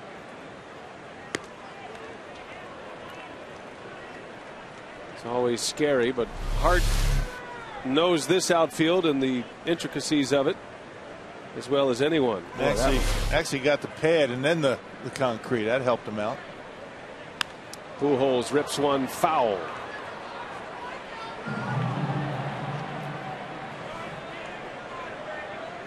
That'd be a good instructional, don't you think, Rock? Do a little wall diving. Hey, Davey was an outfield instructor. Sure. I mean, he could do that. Well, we'll try to talk him into it. Pull up that John Jay play from yesterday, the Corey Hart play today. Davey and Craig down there, they'll both be diving around the field. Good to see Craig back from the Dells. Had a nice time at the Dells, I would imagine. Could have had better weather, but hey.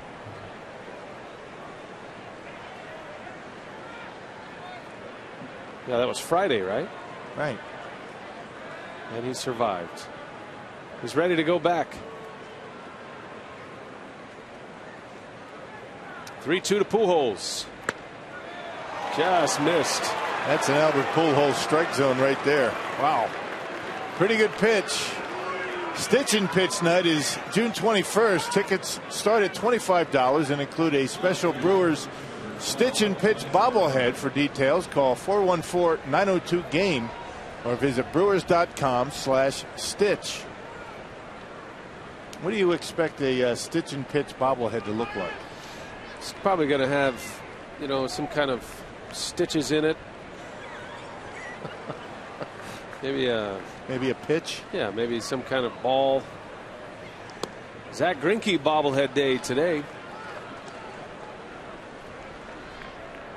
And the sellout crowd.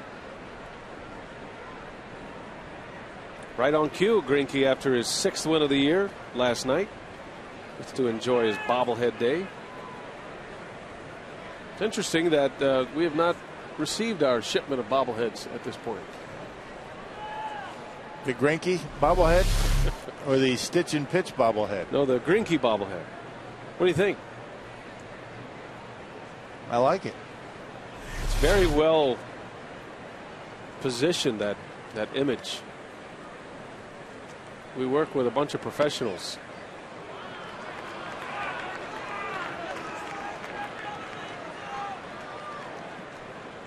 That works for me.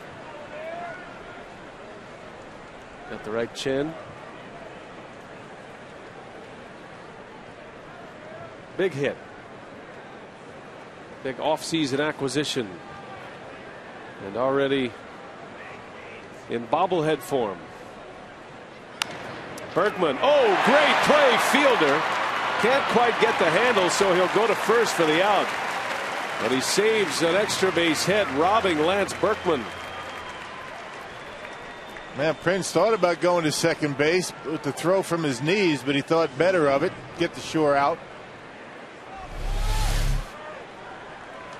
Well, a mistake pitch on the fastball to Lance Berkman. Look at Prince bouncing off that bag a little bit. Thought about the throw to second base, but decided to get the shore out. Good job by Prince, able to get it in the webbing. Well, the stellar defense continues in this series by both teams. So one gone. The Cardinals with a runner in scoring position again. And here is Colby Rasmus out in front of the changeup. Markham's had a good one today. Even in the run scoring inning for the Cardinals, Markham didn't give up much on the barrel of the bat. It's a flare double, a walk, an infield hit. And Schumacher hit a ground ball that found a hole between first and second for the 2 RBIs. Markham has 2 walks now and 6 strikeouts.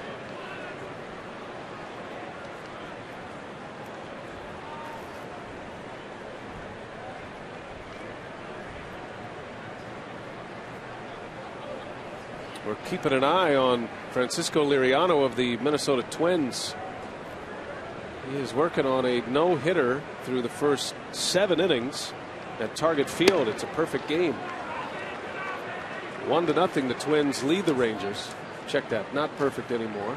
He's issued. There was an error last half inning. But Liriano with 7 innings. No hits, no walks. Has 8 strikeouts. He's got an electric arm, that guy. Just a matter of Liriano being able to stay healthy. Rasmus down the line. That's a base hit. That's going to get a run home. Colby Rasmus on his way to second. Now on his way to third. He falls down. The throw cut off. A race to the bag. Out at second. A great play by Betancourt. Rasmus went sprawling between second and third. And Betancourt able to cut it off and get the out. But Pujols scores the run. The Cardinals have a 3-0 lead. And it's all set up by Corey Hart hitting the cutoff man. That was a pretty good pitch by Markham. Maybe a little bit too much of the plate, but he got it down in his zone. Rasmus golfs it out of here. Now watch the throw by Corey.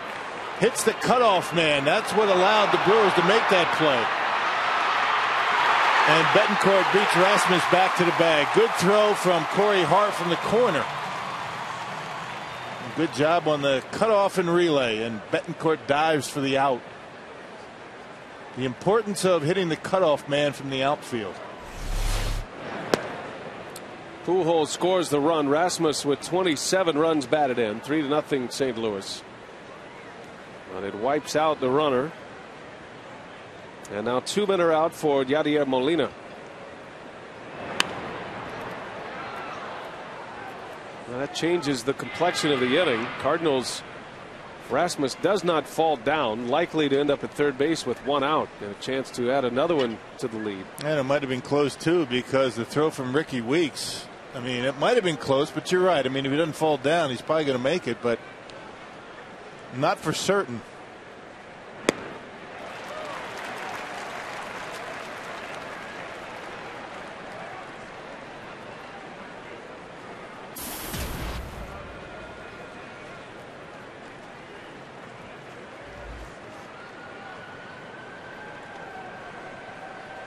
Molina starting the day 9th in the league in hitting.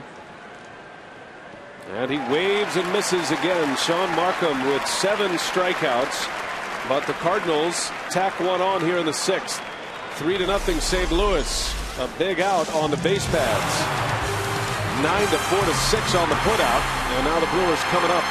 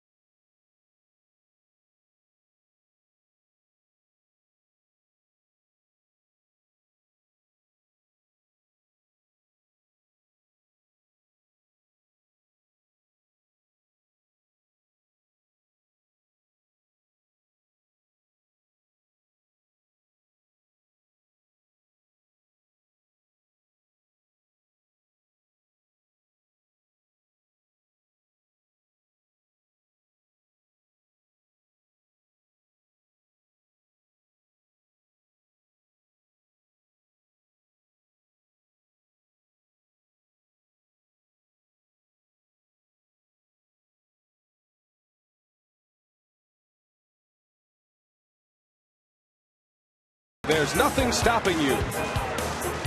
And by the Miller Lite Vortex bottle. Taste greatness.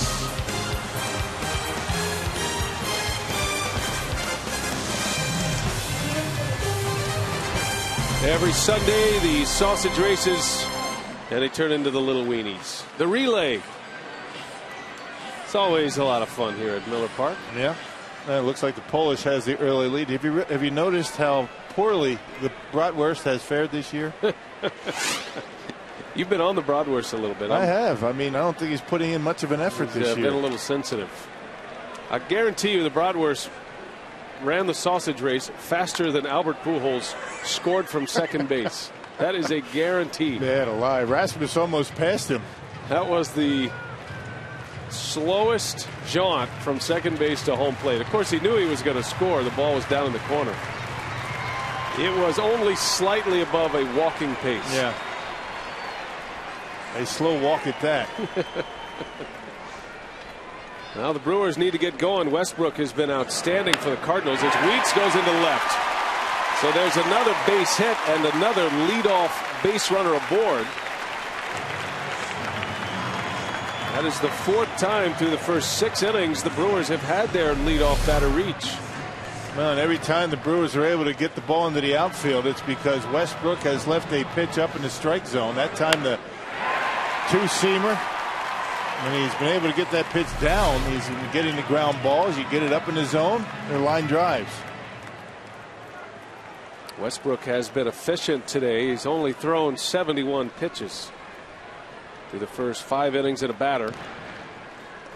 As well as he's pitched his last 3 starts before today, has not been able to get out of the 6th inning. So getting deep into ball games has been an issue for Westbrook.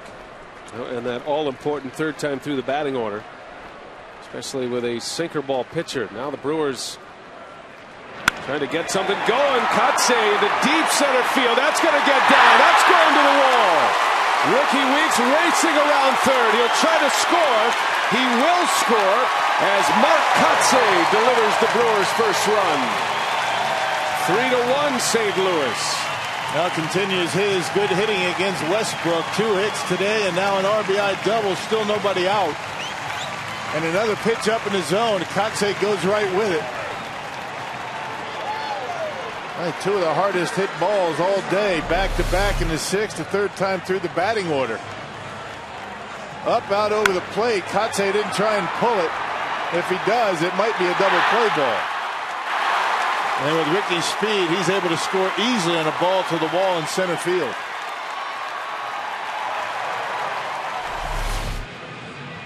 So Ricky Weeks starts it with a single and scores from first on the double from Kotze. His 9th RBI of the year. Double number 6 for Kotze. And Ron Renicky keeps pushing the right buttons, doesn't he? I'll tell you, I'm going to follow him over to Potawatomi after this game. He puts Kotze in the lineup tonight. He delivers 2 hits and an RBI. Yep, and Council on Friday night, he had 3 hits and a walk. Kotze's been swinging a good bat as Ryan Braun digs in. Braun representing the tying run. Westbrook starts him with a curve.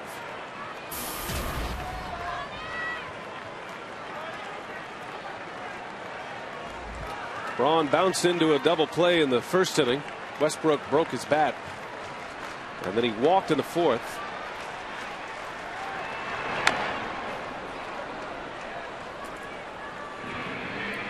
The sellout crowd has been kept quiet by the Cardinals here this afternoon until now.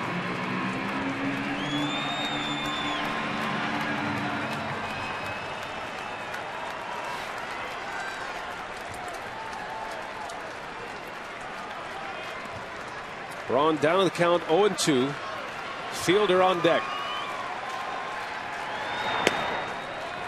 1-2.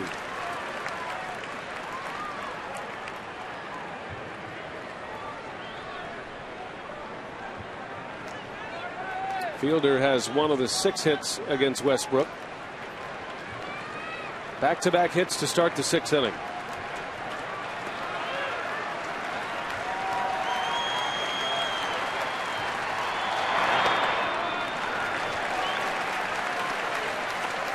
Westbrook's longest outing of the year, 8 innings. He went 8 against the Royals in interleague play. Got the win that day. St. Louis took 2 out of 3 from Kansas City in their first round of interleague.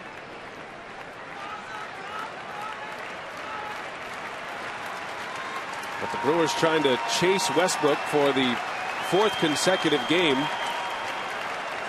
before he gets through 6 innings.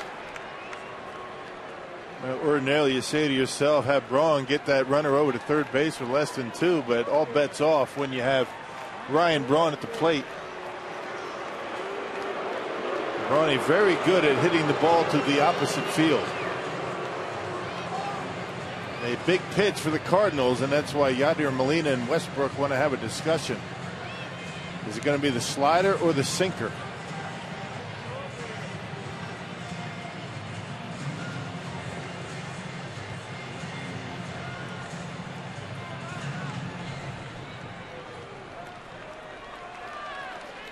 Braun was down, no balls, 2 strikes. Now it is even at 2-2. 3-1 St. Louis. Braun representing the tying run at the plate. And a shot. Oh, off the glove. Carpenter knocks it down enough, and that's going to give Kotsay a chance. And he'll score as the throw goes to second. Ryan Braun delivers an RBI single. And it is 3-2 St. Louis. The Brewers within a run. Well, Carpenter almost was able to knock that baseball down, and once it got into left, Eddie Cedar not hesitating with Kotsay. Berkman does not throw very well. It was a sinker that stayed up a little bit. Got a little bit too much at the plate. Brawny smashed it. Actually, it looked as though Carpenter got a piece of it. Slowed it down enough to allow Kotsay to be able to score. There it is, right off the fingers. And the Brewers now down by a run. Now, I'm not sure Kotsay is going to be able to score on that if it gets too cleanly. It was hit so well. But it works out. Ryan Braun now with 48 RBIs, and here's the league leader in runs batted in. Prince Fielder representing the go-ahead run.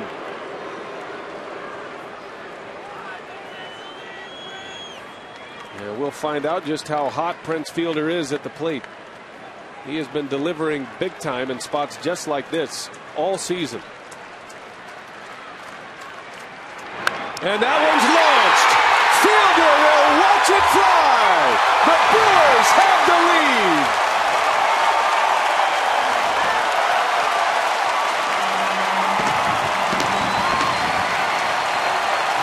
You better believe he's still hot. Number 19 for Prince. Not only does he hit it out, but nearly hit it into the dewdeck. My goodness. Oh, man. And with that home run hit by Fielder, another $15,000 has been raised to support prostate cancer research. To make a donation, go to pcf.org. And here comes Tony La Russa to make a pitching change, and this sellout crowd wants Fielder to come back out. What a moment here. Westbrook is out, and Fielder obliges. He has never been better to start a season. The Brewers have the lead 4-3. A pitching change. We'll take a break.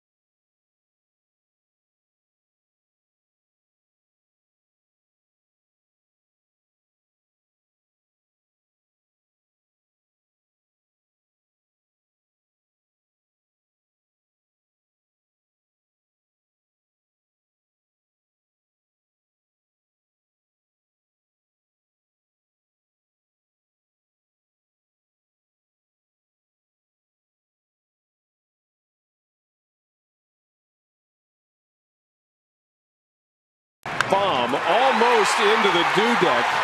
A no-doubter from the start, and Fielder gives Milwaukee the lead in the 6th inning.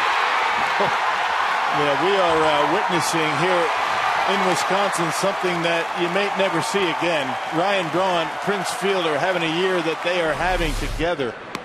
It has been unbelievable. Enjoy it. These guys have been incredible.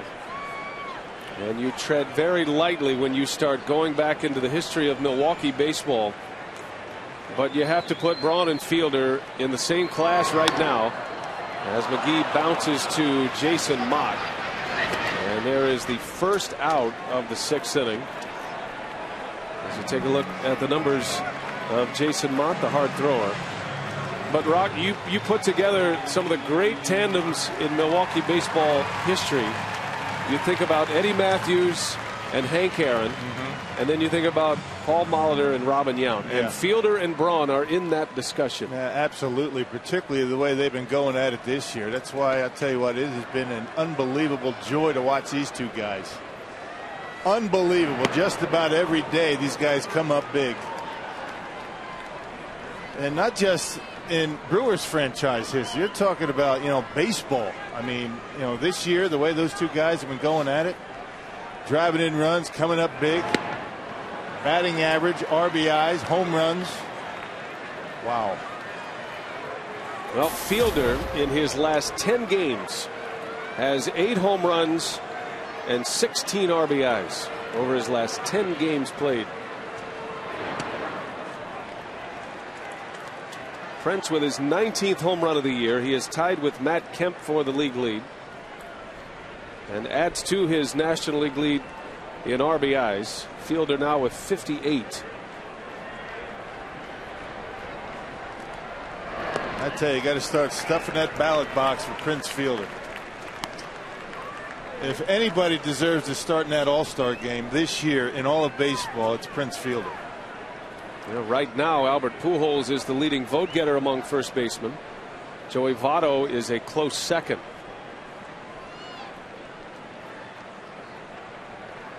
He's going. It's just a matter of whether he starts or not. He's putting together an MVP season. Not just with the home runs and the RBIs, but Fielder has a batting average over 300 as well. As a matter of fact, with that home run, he's hitting 305 now with 2 hits today.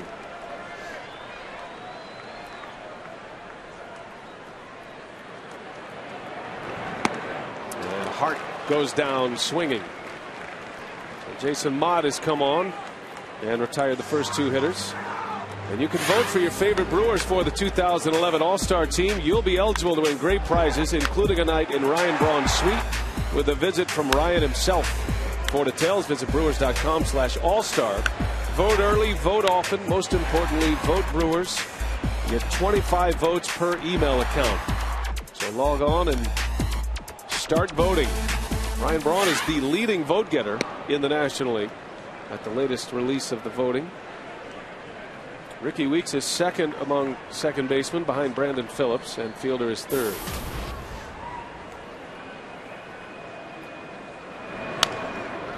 Betancourt over to Pujols, and the inning is over. But some serious fireworks.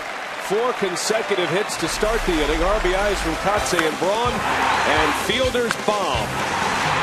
4-3. The Brewers have the lead. We go to the 7th at Miller Park.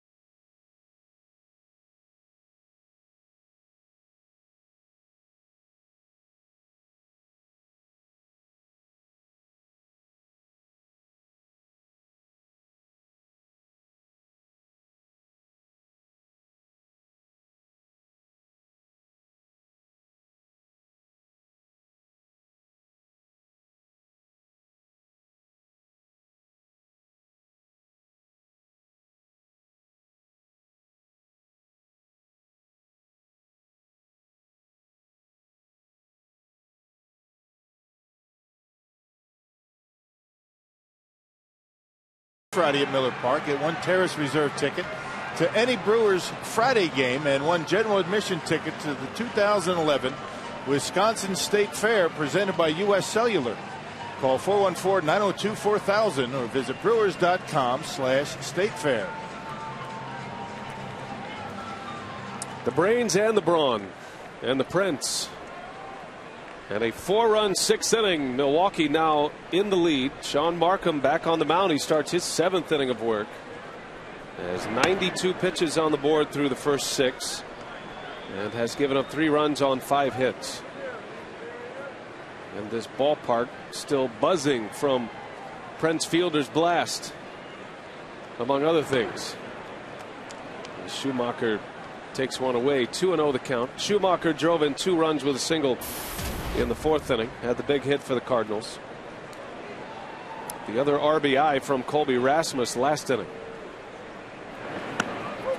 And not to go unnoticed, Rock, that play, speaking of Rasmus, when he rounded second and he fell down, the play by Betancourt to get the out, that changed the complexion of that 6th inning.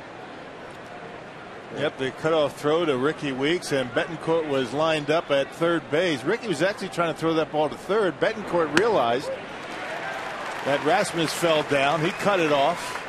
Had Rasmus kept going and didn't fall down, Betancourt would have just let that throw go. And over to Casey McGee. So a good heads-up play, good awareness by Betancourt to see what was going on around him.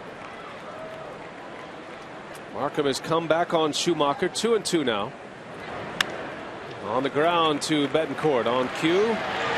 Good throw, 1 out. Our Miller Lite, what's on tap? The Brewers are headed to Wrigley Field tomorrow. They'll start a 4-game series with the Cubs. The first trip to Wrigley. And the first 3 games, night games, all on Fox Sports Wisconsin. And you can catch the Brewers Live pregame show at 6:30 p.m. Cubs down 4-3 now against the Phillies. Cubs had a 3-0 lead in the first inning over the Phillies.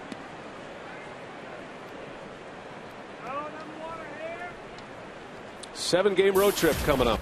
4 against the Cubs, 3 in Boston at Fenway Park.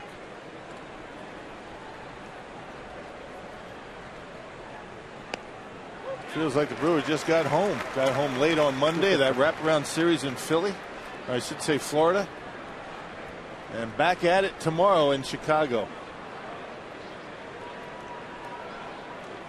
Barely enough time to get your clothes back. Just roll them over, Rock. Just hose them down. What's that term you use? Repurpose them? You got to have your road wardrobe and your home wardrobe. Just keep a suitcase packed.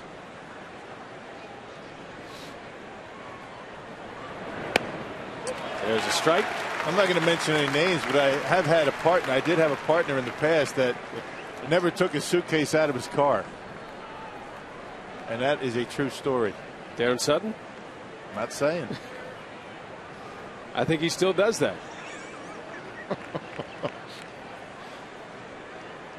You haven't taken your clothes to the cleaners yet? No, every other trip.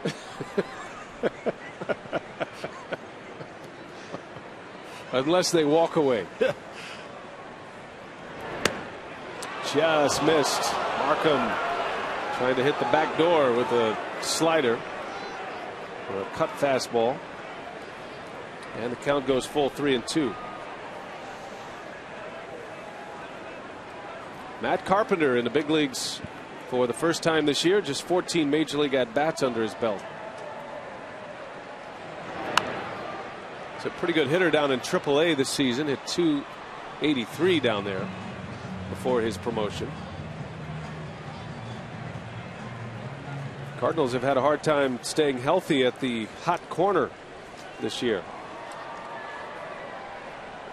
David Freese out with a left hand fracture. Alan Craig out with a right knee contusion. He was officially put on the disabled list today, but dating back to the 8th of June. Hit pretty well to left. Braun going back with room. 2 outs.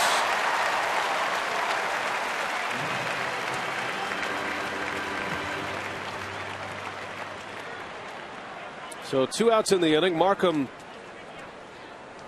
will face a pinch hitter, Andrew Brown, and he'll be making his major league debut here. That got called up today. We talked about it. Alan Craig going on the disabled list. He got called up. It's been a revolving door for this Cardinals bench. A lot of players on their bench that have not been around the big leagues very long.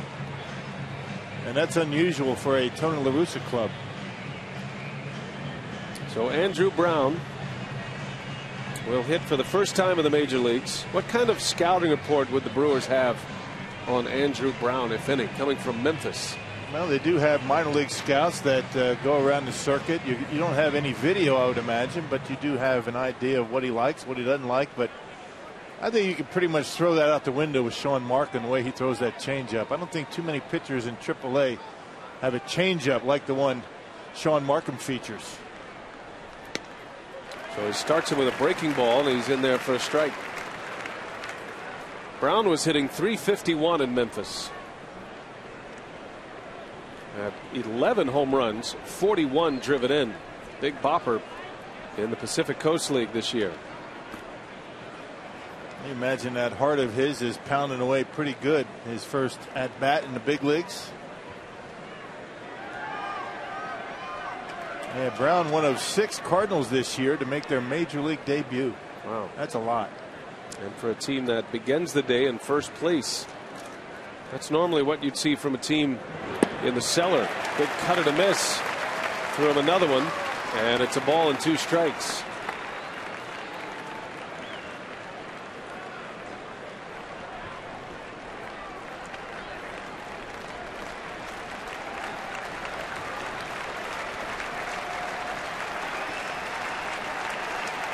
One and 2 for Markham. Got him. Sean Markham. A bounce back inning. The Brewers get him 4 in the bottom of the 6th. He comes right back, and a 3-up, 3-down 7th.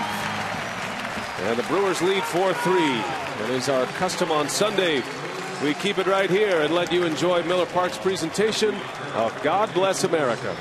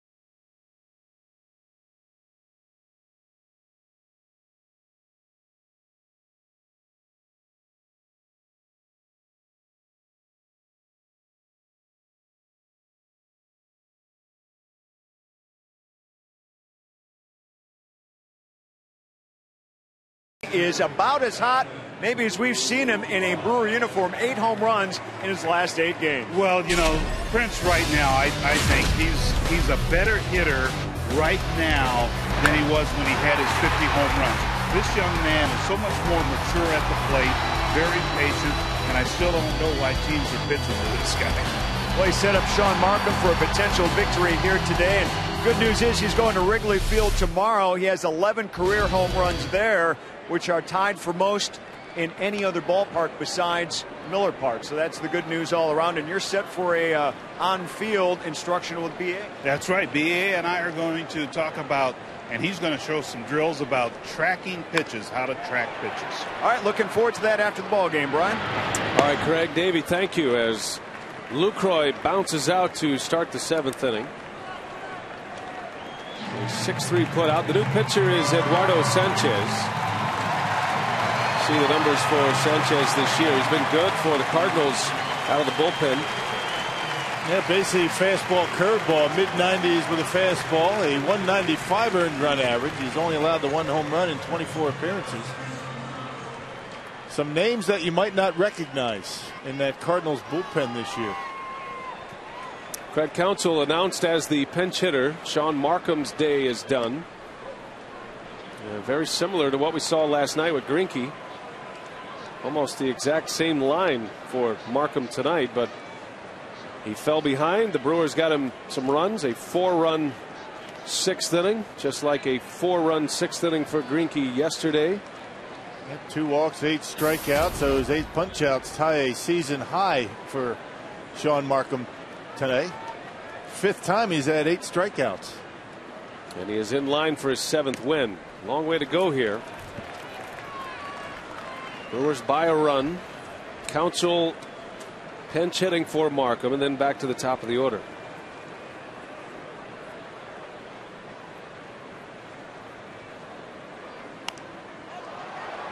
Popped him up behind the plate. And his 2nd out of the inning. That leads us to our Ho-Chunk Gaming Wisconsin text question. Tim and Toma wants to know, if you play a team in interleague play, should MLB make it a home-and-home series? Yeah, that'd be tough. I mean, you have your regional rival that you have a home-and-home. The Cardinals play a home-and-home against Kansas City. The Brewers with the Twins. I think that would be a very difficult thing to do. I think that interleague play in itself, just by having interleague play, there's no equity in the schedule amongst teams in a division. And we talked about teams that the Cardinals are going to be playing in interleague play and who the Brewers have to play this year. Not the same.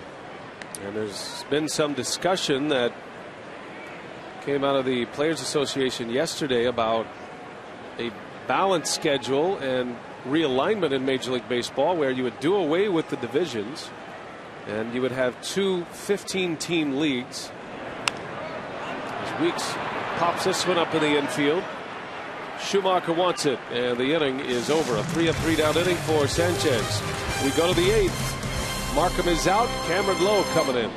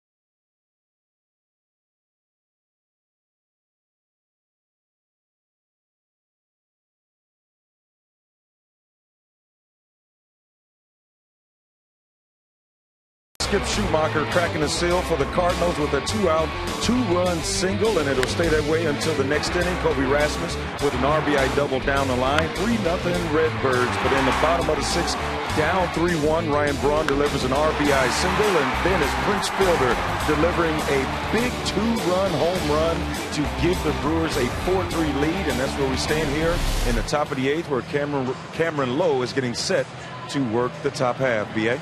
All right, Telly, thanks. And what a big moment that was as Fielder puts the Brewers ahead. Cameron Lowe back out there yesterday, worked a scoreless eighth inning, went through John Jay, Albert Pujols, and Lance Berkman. Yep, those 34 appearances for Lowe, good for second most in the National League out of the bullpen. You mentioned that 3-up, 3-down eighth yesterday, right before a John Axford 3-up, 3-down ninth. Good work out of the bullpen by the Brewers last night. Lowe will have to go through the top of the order. Terrio, Jay, and Pujols. And a bouncing ball. Nice easy hop for Betancourt. One gone in the eighth. The Cardinals have only had their leadoff hitter on twice, in the fourth and the sixth, and they scored in both innings.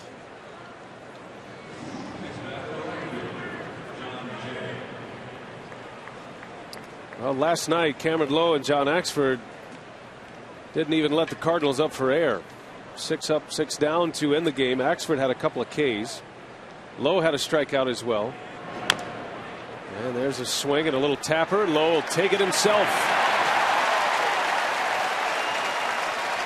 All 6, 8 of them sprawling across the infield for the second out of the inning. What's that, about 3 strides for Lowe? Let's count them on the replay. Can't be too many. Those long strides able to get to first base. Prince Fielder wasn't about to get in the way. There's 2, 3. Well, maybe more than I thought. Took a couple of stutter steps to catch the ball. That didn't count. Yeah. I got him for 9, Rock. Maybe a bit of an exaggeration. Only for effect. That's never happened. Well, here's a big at bat. Albert Pujols, always dangerous. 14 home runs this year.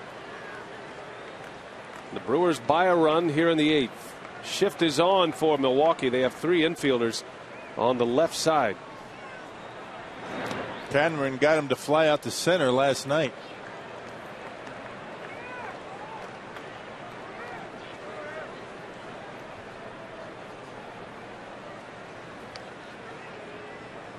And a sellout crowd of over 42,000.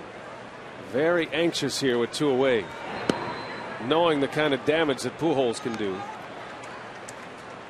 Markham in line for the win. He's had a couple of leads get away in his last 2 starts. After he's left the game, he could very easily be 8-2 this year. He's fortunate today to leave with the lead. 3-1 to Pujols. Man, got to be careful now. I mean, the problem you have is you got 3-1 count on Pujols, and then you got perhaps the hottest hitter for the Cardinals on deck, Lance Berkman.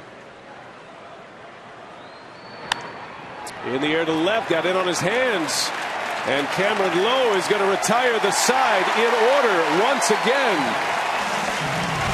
4-3 Milwaukee. We go to the bottom of the eighth.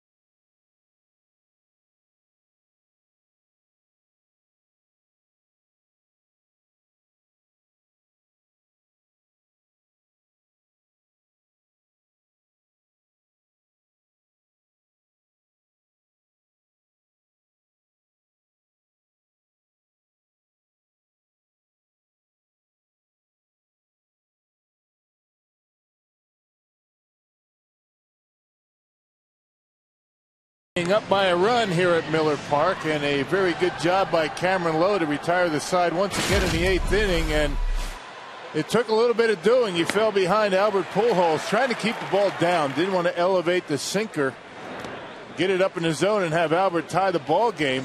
Pujols found himself in a 3-1 count, but looked like he chased a pitch out of the strike zone. It was up and in.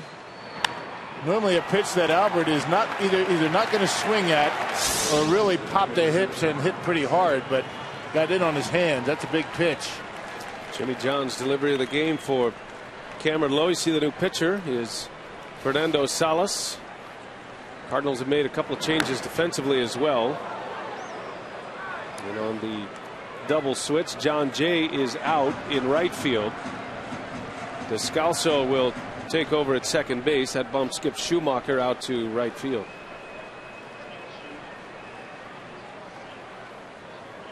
Mark Kotsay leads off. Bottom of the 8th inning, 4-3 Milwaukee. Another 4-run 6th inning for the Brewers. Back-to-back games scoring 4 runs in the 6th against the Cardinals. And in this series, the Brewers have scored 10 runs against St. Louis in the 6th inning. The Brewers won 8-0 on Friday. 5-3 was the final score yesterday. And now a lead here today as Kotsay goes into center field. Rasmus runs it down for out number 1. And it was a quick strike in the 6th inning tonight. Yeah, it didn't take long, did it? 4 straight hitters with base hits. With the finale, the Prince Fielder 2-run homer. Things happen quickly down in that dugout. I tell you, Westbrook cruising along, and for the 4th consecutive start, Jake Westbrook cannot get out of the 6th inning. That has been a disturbing trend for the Cardinals starting pitcher. It's not a pitch count situation. Probably has more to do with the 3rd time through the batting order than anything else, but that was the case here tonight. 3rd time through the batting order. As Rock mentioned, the first 4 hitters reached via hit. Fielder had the home run that put him ahead. And that was it. Westbrook was out. Everything up in the zone from Westbrook. I mean, the first 5 innings, everything down around the knees, getting a lot of ground ball outs. Really was never in much trouble. Different story in the 6th.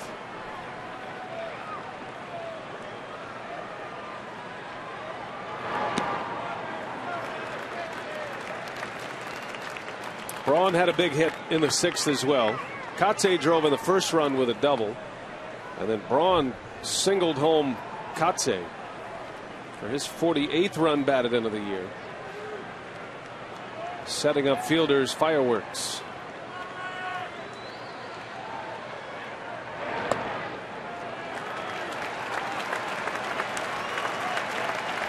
And now Braun ahead of the count.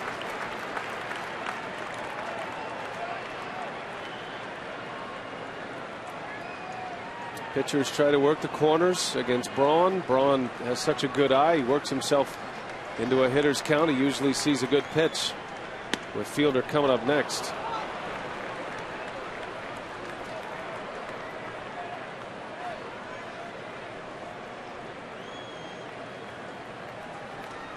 Salas has been closing games for the Cardinals, has 11 saves this year. And a big surprise out of that bullpen. And that one is on the corner, a called strike 3. Salas paints the edge for his first strikeout and out number 2. And let's take you back to the 6th inning. The home run that brought them to their feet here. Fielder goes way back, a no-doubter into right field. Number 19 on the year, and he is now tied for the league lead in homers with Matt Kemp. Has the league lead all by himself and runs batted in with 58 for the season. 58 RBIs in 66 games for Prince Fielder. I've been hitting .305. At the plate presented by Wendy's. Had a single in the 2nd, grounded into a double play in the 4th, and the 2-run homer in the 6th.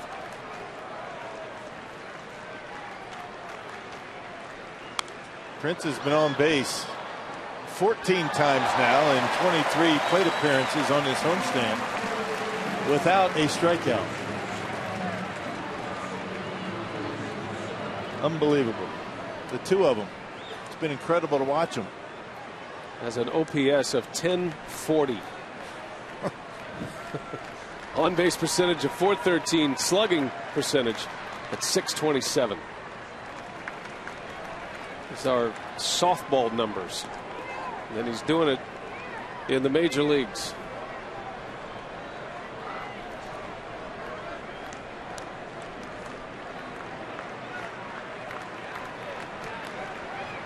Two and one on Fielder.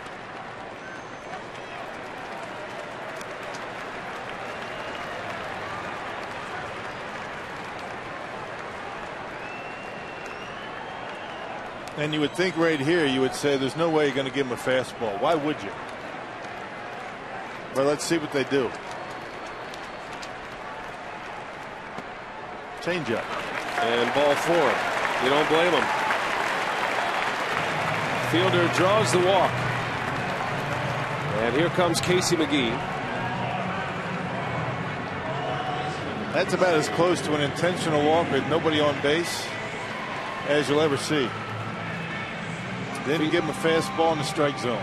He's walked 4 times in this series. He was also hit by a pitch.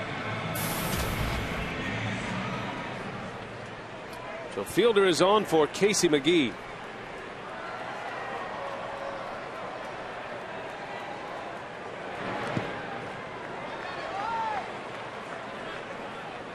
Salas was cut out of spring training. He was sent to AAA.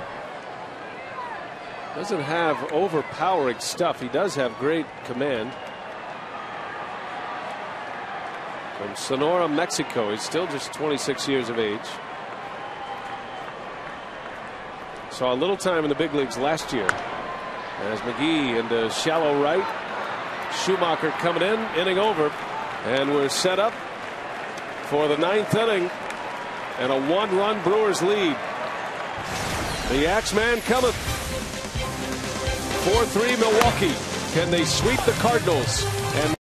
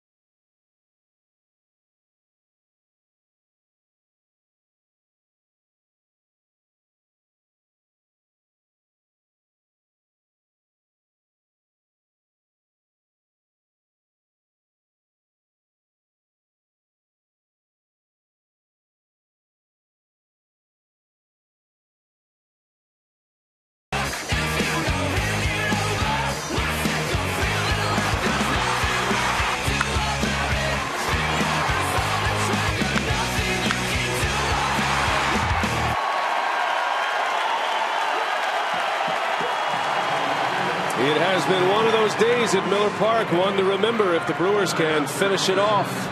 Great to have you with us on a Sunday afternoon. Chris Withers producing, Pat O'Connor our director, Brian Anderson with Bill Schroeder and Telly Hughes. Stay tuned for Brewers Live postgame coming up with Craig Cashon and Davey Nelson. John Axford is on to pitch, attempting A save for the 20th time this year. He is 17 for 19. Retired the side in order with a couple of strikeouts last night for save number 17. Lance Berkman leads off, and a swing and a miss. And Axford 14 for his last 14 in saves. Last blown save came at the end of, or the middle part of April against Philadelphia. And he's been good. 3 up, 3 down last night. Put a fastball right by Berkman, 97 miles per hour, and it's 0-2 on Lance Berkman. Berkman, Rasmus, and Yadier Molina.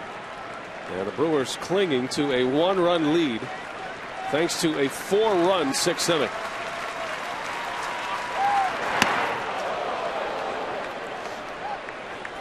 Axford last night had very good command of his curveball. 2 of his strikeouts came on a curve. And that's always an important pitch for Axford.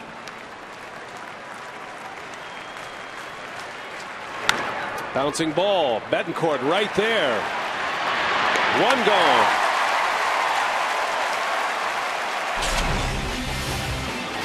Well, John Axford struck out the first 2 he faced in last night's ball game. He faced Rasmus, Molina, and Schumacher. You can see the curveball very good. And the final out, Skip Schumacher on a ground ball up the middle. A 3 up, 3 down save for John Axford, his 17th. And now he will deal with Rasmus and Molina again. If anybody gets on, it'll be Schumacher. 1 out in the 9th. A win today for Milwaukee not only gets them 10 games over 500, but also puts them in first place in the division. Both would come for the first time since the 09 season.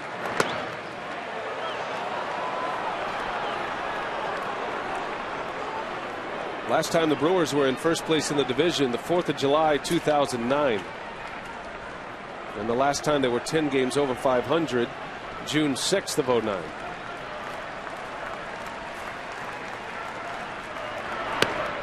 There's a strike. 2-1 on Rasmus.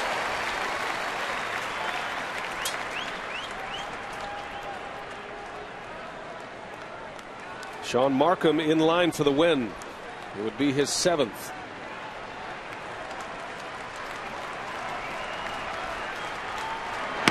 Big swing and a miss. Rasmus taking a shot at tying this one up.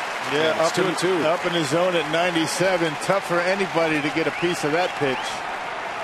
That's the thing about Axford. He's throwing hard last couple of days. They are already on their feet.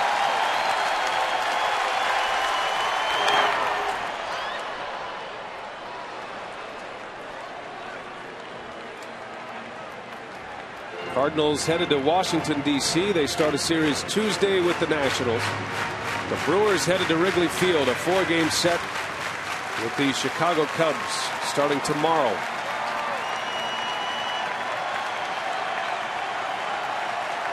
And a chance to sweep the St. Louis Cardinals. The 2-2. Inside, ball 3. That's the pitch last night that he was throwing for strikes. That's the equalizer for Axford. When he gets that pitch over, you can't sit on that fastball.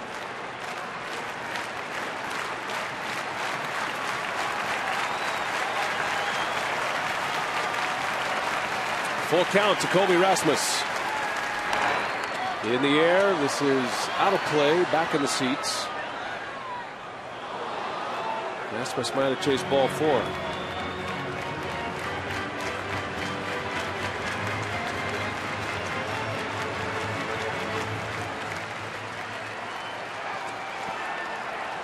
The National League leader for saves coming into play today, Houston Street and Leo Nunez with 19. Axford trying to nail down number 18 here this afternoon. Another 3-2. Good cut. Rasmus had a big hack. Well, when you know the fastball is coming, it doesn't matter how hard you're throwing it. A hitter is going to have a pretty good shot at getting a piece of it. And every time you throw it, he's on it just a little bit more. That's why that curveball is so important.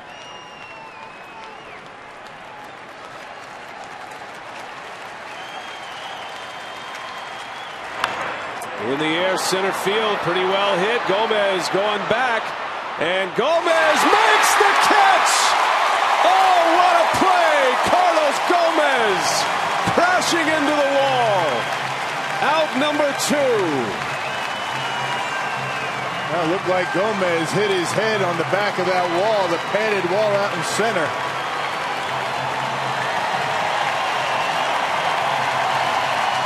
Well, the defensive replacement, Ron Reneke takes out Mark Kotze, and probably a good thing. A breaking ball that Axford was able to throw for a strike.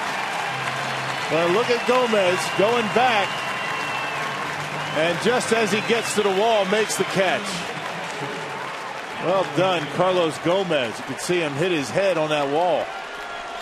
And the violent impact on that wall, courtesy of Fox Mode. Great work by our crew. And now 2 gone. They rise to their feet. A sellout crowd with Yadier Molina at the plate.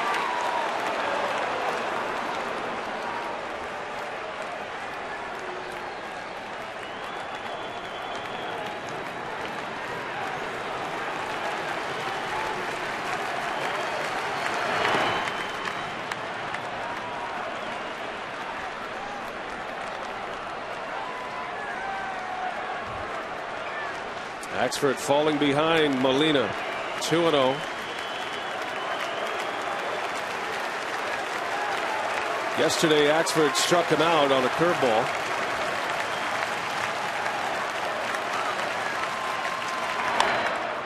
Gets jammed, and that'll slice foul and out of play.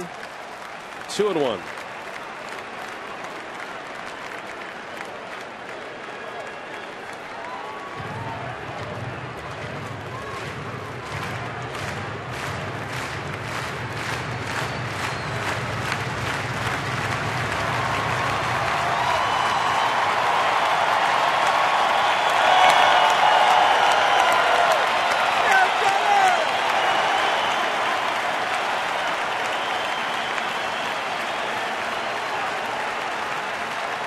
Ready for the 2-1 to Molina.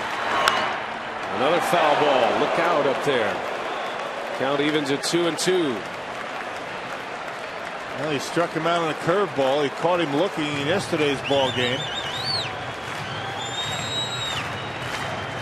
Dangerous pitch to Molina, who's thinking right center. If you throw it, keep it down. Prince Fielder's 6th inning home run gave the Brewers the lead. Axford trying to close it out. Cardinals down to their last strike. The 2-2. Just got a piece. Had a good cut. He was on that pitch. But well located. You're not going to do much with it down and away.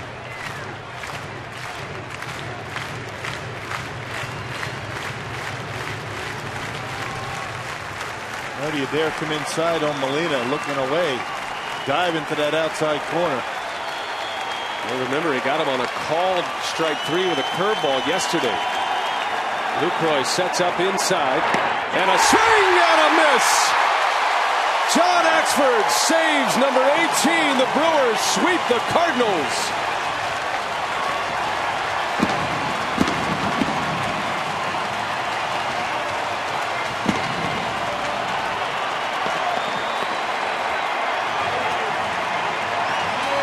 Prince Fielder, our Menards player of the game. 2 more hits today. His league-leading 19th home run. Now 58 runs batted in. It was a game winner in the 6th. What a series for Milwaukee. What a season for Prince Fielder. Yeah, they did exactly what they had to do. The Cardinals coming in first place. They swept them, and it all started with the pitching. Cardinals coming in. More runs than any team in the National League. They allowed only 6 runs to the Cardinals. Pitching was tremendous. And with that home run today, a total of $15,000 has been raised in our game for prostate cancer research. To make a donation, you can call 800-798-CURE or go online, PCF.org. The Brewers, 10 games over 500 and in first place in the Central. Much more still to come. Craig Kashan, what do you have coming up for us on Brewers Live? Well, we may repeat first place several times over the course of the next half hour as we cover the first place Milwaukee Brewers after their sweep of the Cardinals. We're going to hear from the heroes. Perhaps one might be Prince Fielder with another home run in this game. Ron Renicky and the rest of the clubhouse when we come back on Fox Sports Wisconsin.